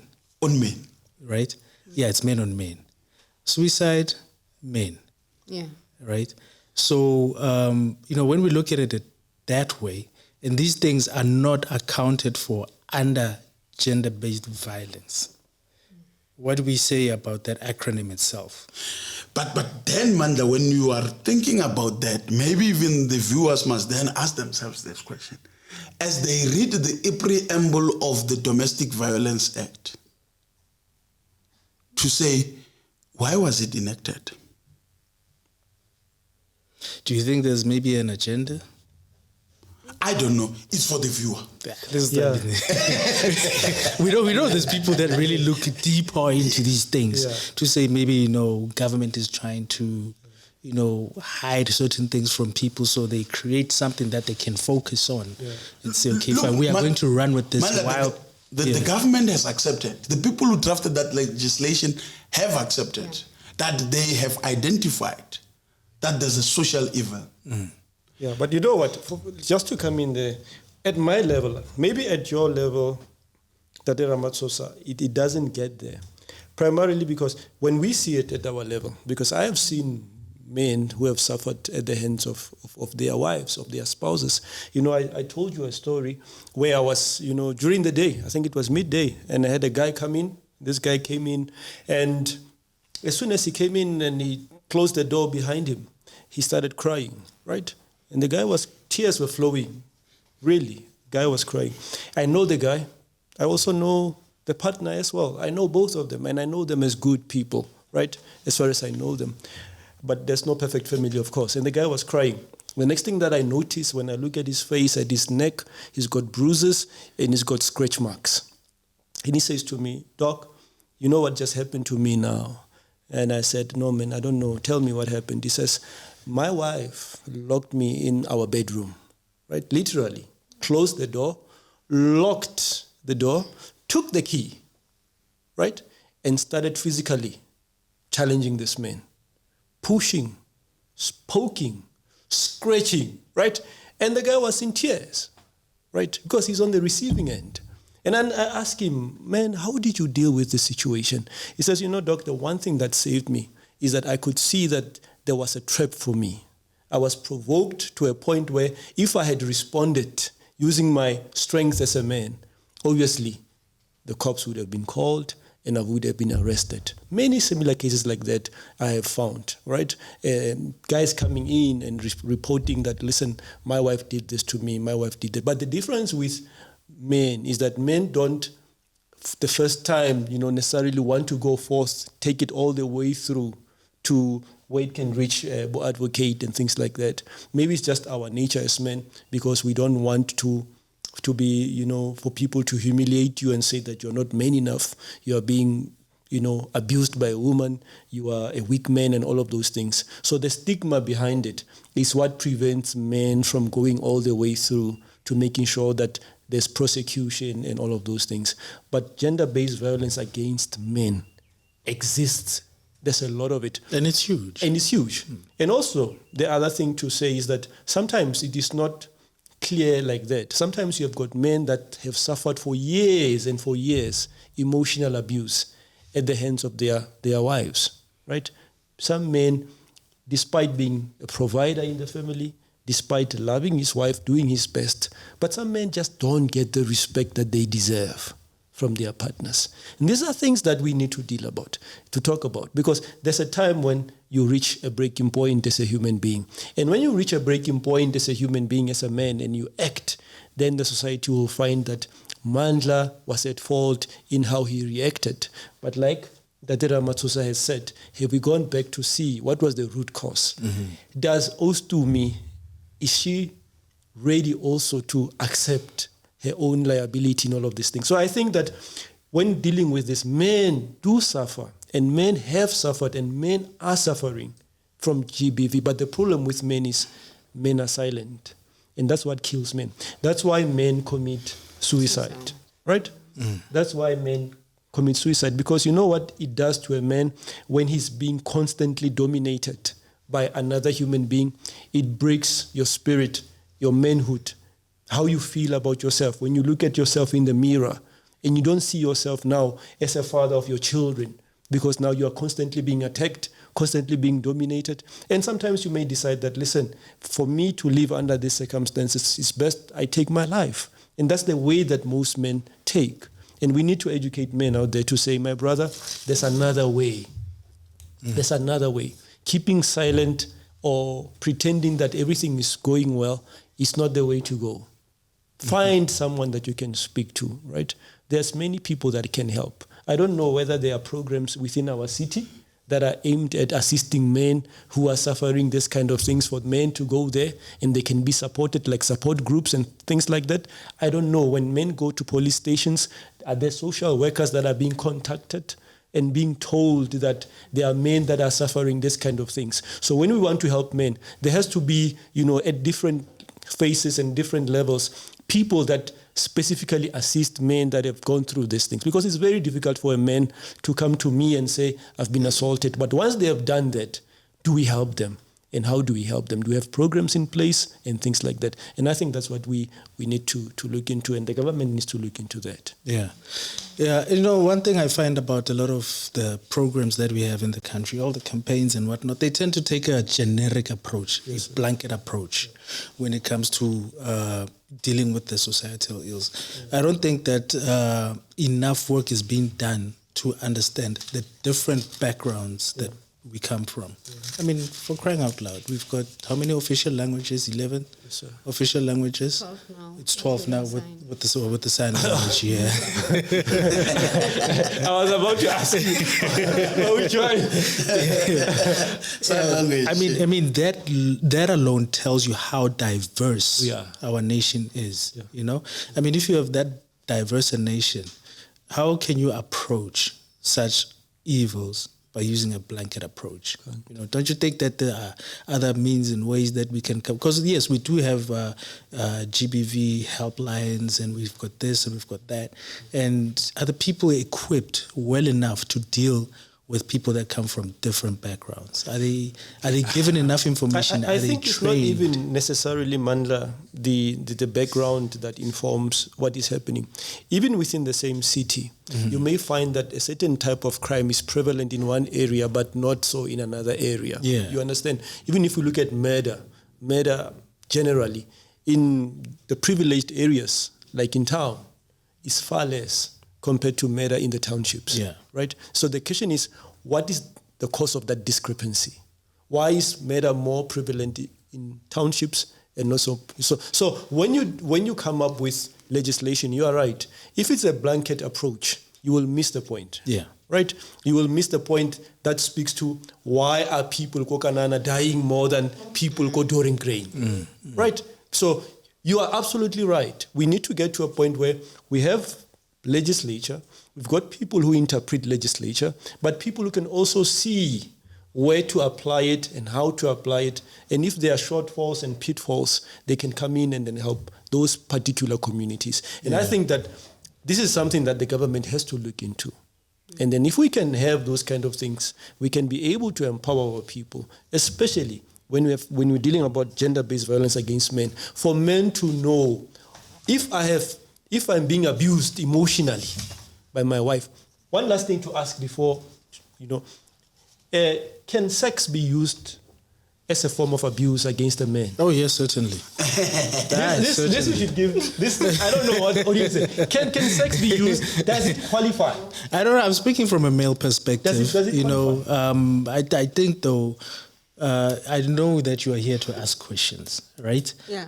But I don't want to, sound conniving or undermining to women, right? This is just a perspective from Mandla as an individual. I think sex can be used, as a form of manipulative tool. Do you think that women actually do that? I don't think so. Emotions are involved there. How is that possible? No, but when you are conscious of the decision making, let's say your other half has, hurt you in one form or another. Man, there's a very difficult terrain to go to. And I'll tell you why I'm saying that. Previously, in our law, we had this thing called restoration of conjugal rights. Yes, sir. Now, the restoration of conjugal rights, it used to be an application that any party in a marriage relationship would make. Let's say, for argument's sake, one of the parties is withholding those rights to you. You would approach a court and say the court must restore the conjugal rights. But now in the democratic dispensation, we have got quite a number of laws. And I heard something very intriguing a few days ago. And I think quite a number of people would have also been aware that there would have been a time where there was a wave where actors would be claiming that they were sexually harassed on cast. Precisely, some of this thing would have emanated in instances where a director would have said, no, you must kiss like this, and touching you and whatnot. And later on, for whatever reasons, you would now be saying, no, you felt uncomfortable and you were harassed. And when one looks at the definition of harassment or sexual harassment, that particular act of a director who was on script or on set would have satisfied the elements of the crime. But the question is the intention to commit the crime. Was it there? But remember, we now live in a country where people don't listen but condemn without listening. Yes. So the reason, just a second, doctor. The reason I'm saying it's going to be problematic for anyone to define precisely that issue of rape being a form, sex being a form of abuse is that we're going into waters where, let's say we define it, classify it as I'm emotionally abused by this woman refusing to give me sex. What then? Who's going to listen to you? Yeah. Let's say you go to court and want to have an order that says, in as much as there would be an order that says he must not withhold financial assistance towards her. Now you go and say she must not withhold sexual enjoyment. It also actually encroaches on her rights. Leave those rights. Yeah. I don't even want to talk about them here. And then the court says, to me, Efamandla. And she gets home and gives you, wakes up in the morning, the following day, goes to court and say, he raped me. Yeah, but the reason why I'm raising that is that talking about men, and these are some of the issues that frustrate men, right? Men are frustrated because some of the men, they are not getting what they're supposed to get. No, man, let's tell our men again. Yes. If this woman does not want to give you, go and masturbate. Okay, so this is very interesting, right? Because I'm trying, we must raise these things and we must be honest. We are not trying to be politically correct. Yeah, that's true. And we are not trying to be nice. We are trying to deal with issues that frustrate men on a daily basis. Because there's someone here that said, but men cheat. Why do men cheat? And people sometimes don't want to take responsibility and say, sometimes men don't have an option, right? Because for some reason, someone is always tired. Got a headache. Someone is always tired, right? And this is a man. He's got needs, right? And for precisely because he knows what is going to happen, he cannot enforce himself on his wife and get what is due to him, right? So what he does, he has to hold it in, right? And walk around the whole day like a little boy who's 14 years old or 13 years old, looking always. Right? When he sees a skirt, he turns that way. When he sees a skirt, because the edges are on him. He's pressed. He's got to release the tension somewhere. These are issues that men have to deal with. And so that's why I was raising it. I'm saying to you that there's a lot of things that we have to think about when we are dealing with GBV. Yeah. Not only against men, but also against women. But the best thing to do as a human being is raise your capacity for yourself to understand yourself. Be informed. Know your rights. Know what it is that you can do, know what it is that you can't do. And at the end of the day, Mandla, if you are a man and you're in a situation where you realize that you're not being respected and you realize that you're not being taken seriously, maybe ask yourself this question, should you really be there? Yep. Should you really be with that person? Should I really be with a woman that scolds me like a little boy? Right? Yeah. And the woman who deprives you of sex. Should I stay with a woman who deprives me of ntwemonat? Does it mean that men are designed to have sex every day? No.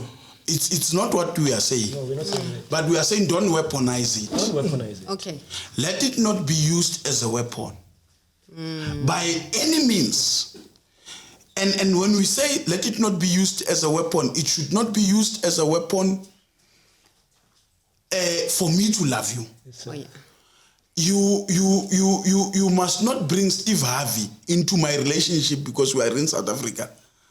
That I am going to spend, what is it? Is it 90 days or what is it, Steve? 90 days, yes. 90 days. Where I am on trial. What is this Steve Harvey thing? I don't know it. That, because the moment you do that, you are weaponizing it. And I think we also have to say this thing. Maybe our sisters must also stop this thing. Give me 500 rand. Some, let's not be stereotyped. But yes, I hear you. No. I'm not going to. Remember when people say men are abusive, they don't say so. They don't say so. They just say men are abusive. They say men are dogs. Yes. Okay. So I'm saying, let it not. Maybe we must then say this thing, and let me say it to the viewers. Let us stop commercializing sex. We know that our society has commercialized it.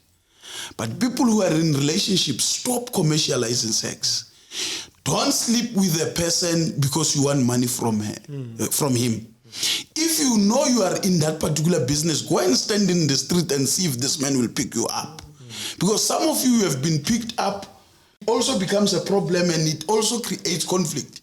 Because when you are done with him and you start to tell him about delay by, so without him, it becomes a problem to an extent that sometimes, because the good doctor here or myself, if I were to be tempted and find myself in a situation where a person now starts to make demands after I'm sleeping with him, for fear of what might transpire tomorrow, I might end up having agreed to gratify her with the money that I had not budgeted to give to her. Exactly. And that creates anger. Yes. You understand? Yes.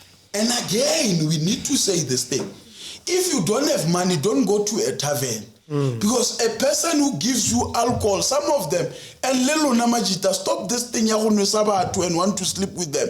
Because a drunk woman cannot give consent. Now, you start to be angry. That's another form of violence. Let's just hold it there. So you're saying by law, a woman who's under the influence cannot give you consent. Cannot give consent. Yeah, a drunk woman cannot give consent. Majida. Yeah. I think that's one thing that really needs to be communicated, because people don't even know that. Yeah, you know, a drunk woman cannot give you consent. I didn't know that. So this is something that men need to be educated about as well. For men to understand that you can't go around thinking that you will take advantage, especially of young girls. Because we are living we are living in a country where grown-up men have a tendency to go to the campuses and park their big cars outside Kodi campusing mall. Because now they think that, because of one or two, drinks, and after that, I'm expecting that. Understand? So, man, that's what I was saying. Get it? The only way in life for you to progress is when you've empowered yourself. So people need to empower themselves. Knowledge. Men need to empower themselves. Knowledge. Men need to have knowledge. They need to know what it is within their legal rights to exercise and what it is that they cannot. I mean, this is big. This is humongous. This is huge.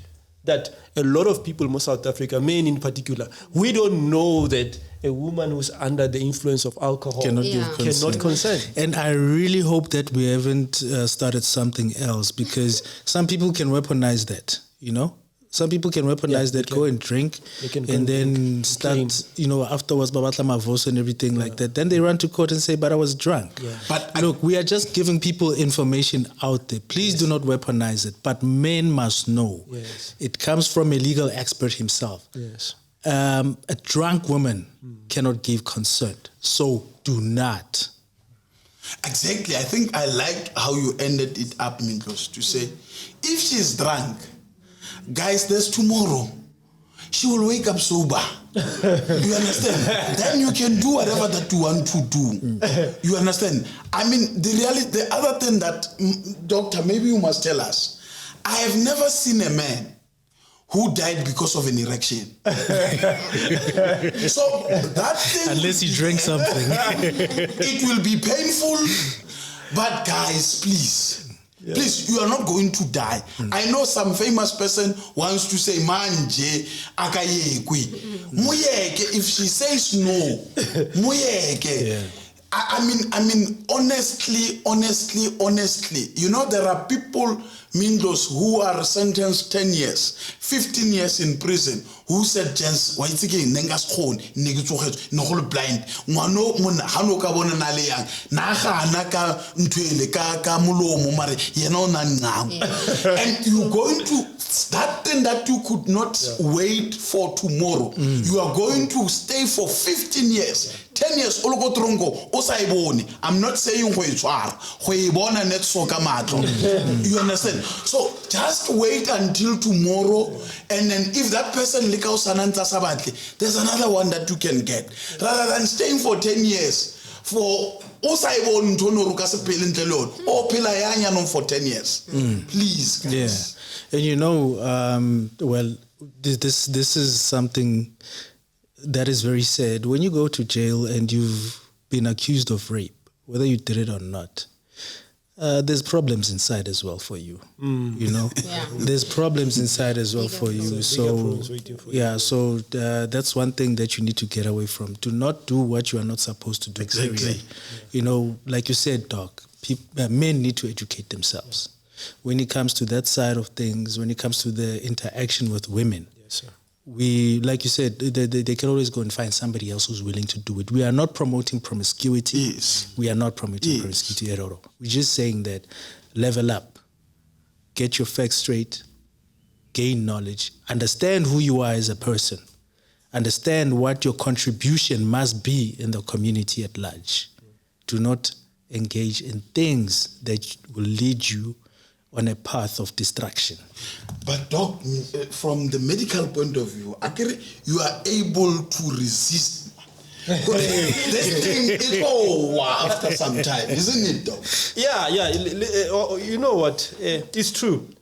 There's that thing as a human being, you know, where you can say, I think it's better if you put it this way. If you can be rational about it, like you've said, that I have a pleasure here, maybe it's going to be 5 minutes, whatever, maximum. But at the expense of that, there's a potential of 15 years waiting for me on the other side. So a wise man will say, let me live with the pain. Yes. Right? I can if get there is any. let me live with the pain. Yeah. Right? And in any case, in any way, I don't know how those people do it. But I don't understand how you get fulfillment and joy sexually from someone who's screaming, from someone who's pushing, from someone who's resisting. I don't understand it. For me, it's very difficult as a man to understand, because I think that sex by its very nature is created for people to enjoy it together. It's a mutual thing. It is a mutual thing. So for you to get gratification out of it, your partner as well has to get gratification out of it. It's not like you're taking a doll and you know, it's not that. So, Doc, you know, it's interesting. I think we can discuss this thing with me as a topic to say, but how do you guys, please? Yeah, but the truth of the matter is, you know, when you violate a woman sexually, that woman sheds tears. Exactly. And she's disapproving that this is a violent act that is being pushed upon me. Exactly. And a real man, a good man, should not be able to go through with it, even if he's at the height of his feelings. There's quite a number of myths, Doc, that I think we need to demystify, especially from what we have just said to our brothers. Because there would also be a narrative out there amongst men when, I know today we are discussing them being the receiving. Because there's this narrative that as a form of abuse from men, and that I think it's associated with the pain when you are engaging with another person, that men would be insulting women that umeti and whatnot. You understand? Not understanding because this is something that is related to the pain that we are speaking about to say, but why do you engage in this kind of activity with a person who's in pain? Because this is the person who would have been taught the dominance of the act associated with pain from the recipient. That if the recipient is not in pain, then there's a name that they would use that starts with S. You understand? I know the name. Yes. I know the name. I'm not going to mention it, but there would be a name that starts with an S that would now be directed to this particular woman. and followed by other unprintable things. For the reason you are this way is because also podcasting. So podcasting. That's the narrative that I also think at a certain stage we need to talk to men that it does not need to be painful for you to enjoy it. No. Yeah, I mean, why the dominance? Why do you feel like? Why do you want to feel like you're dominating? Because, like you said, it's a mutual thing. Exactly. Right? Yeah. Okay. No, that's fine, gentlemen. I think that this subject we've actually flip-flopped between gender-based violence against men and women. Right? There was a question that was asked on a group where we had posted an advert for this very episode. A woman said, why is it that men are going to discuss GBV? Men cannot solve GBV, right? I know you don't like the acronym, but we'll use it because right now it's what is being used. They're saying that men cannot solve GBV. Yes. What do you have to say about that? Look, I would say to understand the human condition is very important, and the dynamics that exist within the human condition.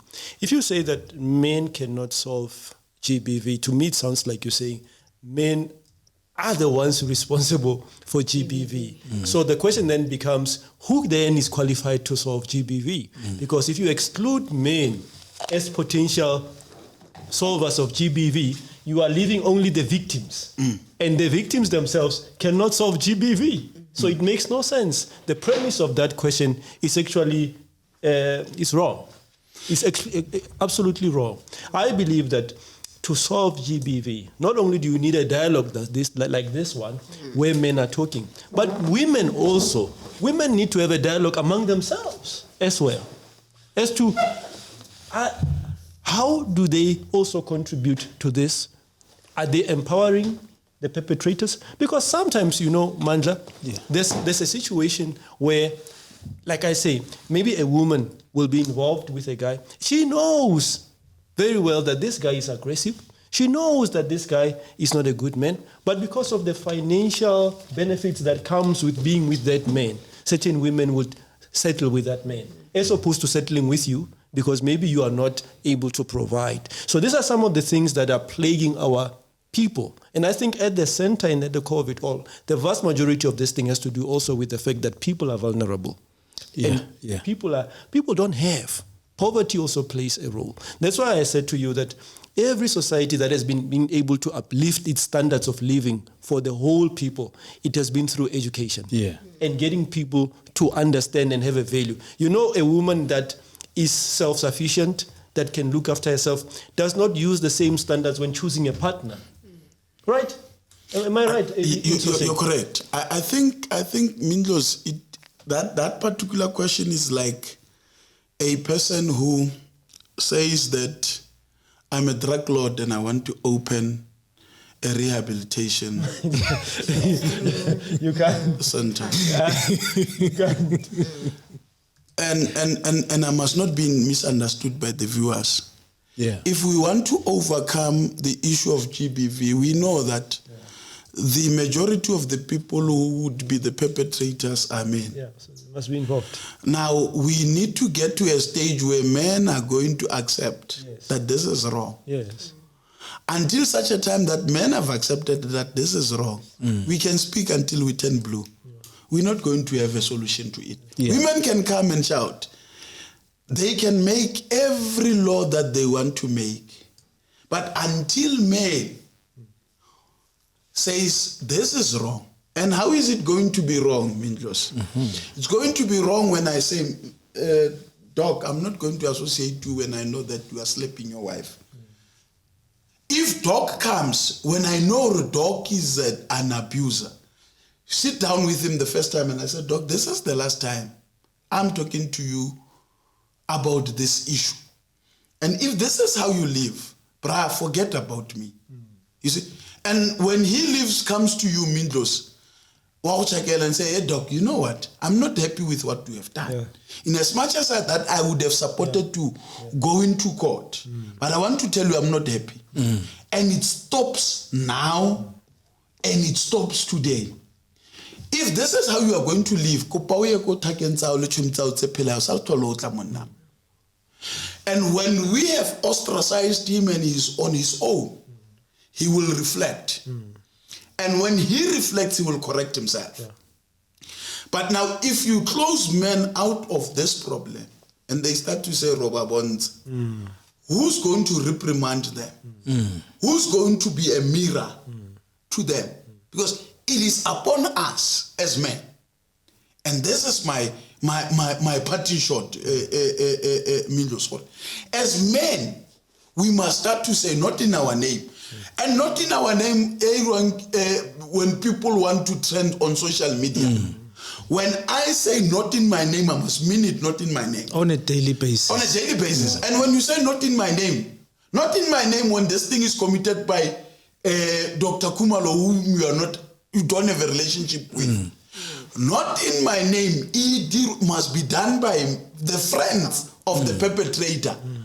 Saying to him, not because they want to be seen by the world. In the secret places more where they discuss or they want to chow who and who. In that discussion of chowing, they now say to him, Mchan, look, we don't appreciate what you have done. And by virtue of that particular thing, if you are not going to correct yourself, you are not part of us. And if you are not going to listen, we are going to discipline you. I liked that story, the wife, how that family used to react on violence where one of their own would have assaulted a woman. The brothers would say, not in our name. You are not going to do this.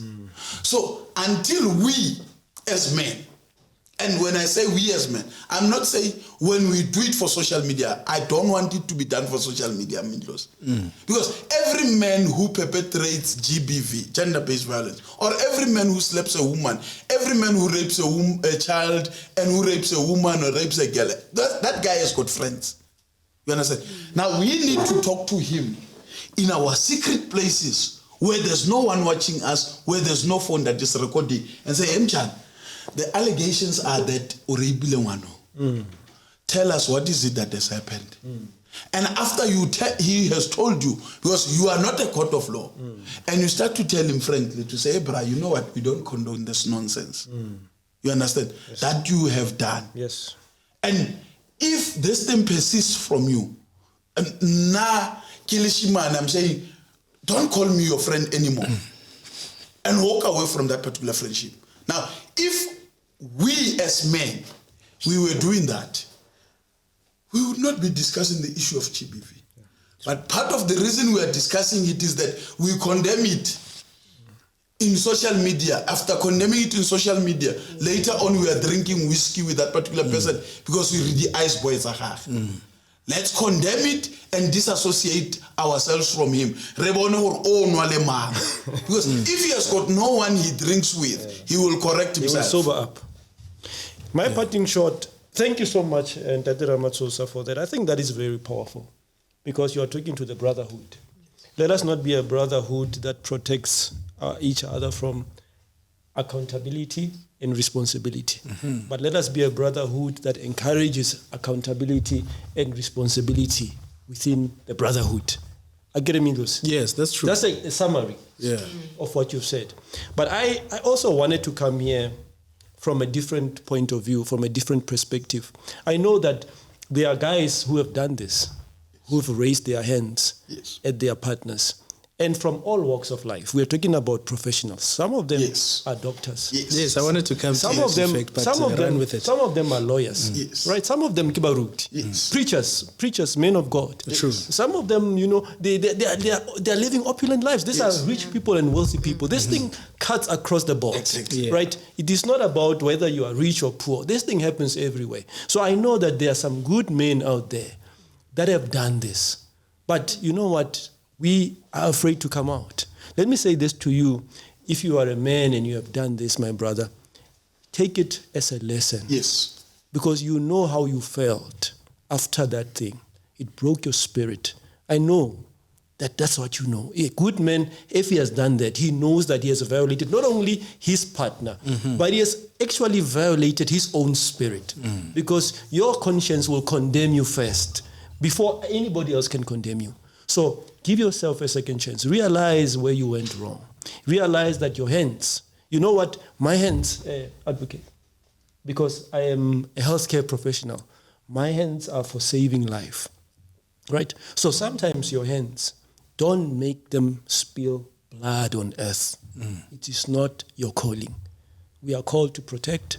We are called to be the leaders of our women, the leaders of our children as men. Yes, we get it wrong sometimes, but let us repent. Yeah. Let us repent of this evil, right? Yeah. And if you are a man and you are suffering GBV at the hands of your wife or your partner, then my brother, ask yourself this. Is it worth it for you to be in that relationship where you are constantly undermined, where your manhood is called into question? Can a loving woman really do that to you? So that is my parting shot. Men must look after themselves. Love yourself.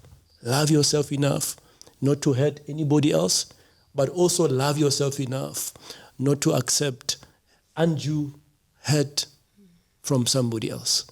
That's where I'd like to stop it. Powerful words indeed. Powerful, very powerful words, Doc.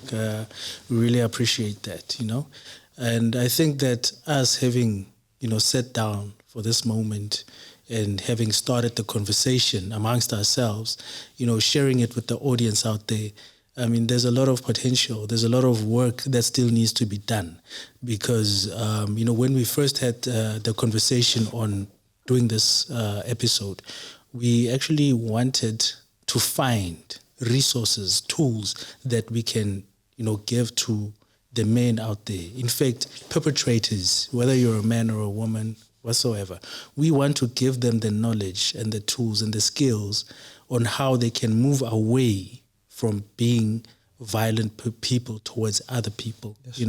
And I think, this is an opportunity where we can invite other people, whether they are victims or perpetrators, whether they are stakeholders within government, within the private sector.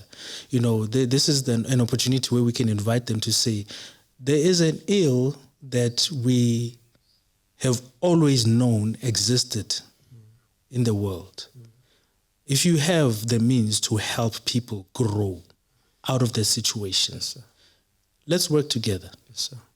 Let's work together so that we can create an environment for our future leaders, yes, our children. Let's create an environment for them where they can grow without fear, yes, sir. Without being influenced to become the future perpetrators of violence. Let's give them knowledge. Let's give them power. So I think that, this is only the beginning of many conversations. And I thank you, gentlemen, for having come through and having spent some time at Fireside Conversations. Vitumelo. Thank you so much. I think this was very informative. And let's hope that it will help those who are affected by gender-based violence. Thank you for driving all the way from Mafikeng. I know we woke you up at a so forgive me for that, but you don't have a choice but to be part of Fireside Conversations. We're not going to let you go. This is Fireside Conversations. We were talking about the hidden side of gender-based violence. Even though we moved between violence against men and women, I think the subject on its own is like that. It's very contagious. You can't help but speak of the other when you're attending to another issue. So we thank you for having sat down and listened to us, for lending us your ear. So if you've got any comments, you can just send them through to info@fyrsyd.co.za. That's info@firesideconversations.co.za. We also have a WhatsApp line, which is 079-612-5936. You can also send us information on those. And then you can, just like and subscribe on our different social media platforms so you can get more information as time goes on. And we would like to thank La Floza Guest House in Klerksdorp for housing us. It's a very nice environment, isn't it? Wow, it's powerful. Magnificent. Yeah, Aye, magnificent, sir. Yeah, so we would like to thank La Floza Guest House. If ever you find yourself in Klerksdorp, you can always visit La Floza Guest House. They've got very beautiful scenery, and someday soon we'll upload the pictures and audio visuals of what the place looked like. So visit laflozaguesthouse.co.za, firesideconversations.co.za, and Doc, you can plug yourself in. You can plug your practice. Advocate, you can do the same, and then we can just close off. Yeah. Thank you so much, Mandla. It's been a pleasure, an absolute pleasure to be here to participate in this. I hope that it was very educational. But you can catch me on YouTube as Carlo Kumalo. There's some content that I post there regularly, mainly motivational and inspirational in nature. I'm also very much active on Facebook. There also you can catch me as Carlo Kumalo. I'm also available on TikTok and also again Carlo Kumalo. Yeah. Thanks, Mandla. Okay, fine. It's really an honor to be in this podcast. Yeah. Fireside Conversations. Indeed, it's Fireside Conversations. There was fire. There was fire. There was fire. Yeah. So, yes, my practice is Ramat Satanis. It's in Forgeville. Our telephone number is 018-771-2225. We are a practice that has got the heart of the people. So if you want a law firm that has got the heart of the people, come to Ramat Satanis. Yeah. Thank you. Love that. To me, parting shot. I want to say to those who need help, you can also call the police. The number is 10-111. The National Counseling Line, 0861-322-322. The Lifeline South Africa, 0861-322-322. Same number. Legal Aid South Africa, 0800-110-110. And we also have the Child South Africa, which is 0800-055-555. And we have the National GBV helpline, which is 0800-150-150. And thank you very much for spending time with us. And that's it, Fireside Conversations. Fire! Fire!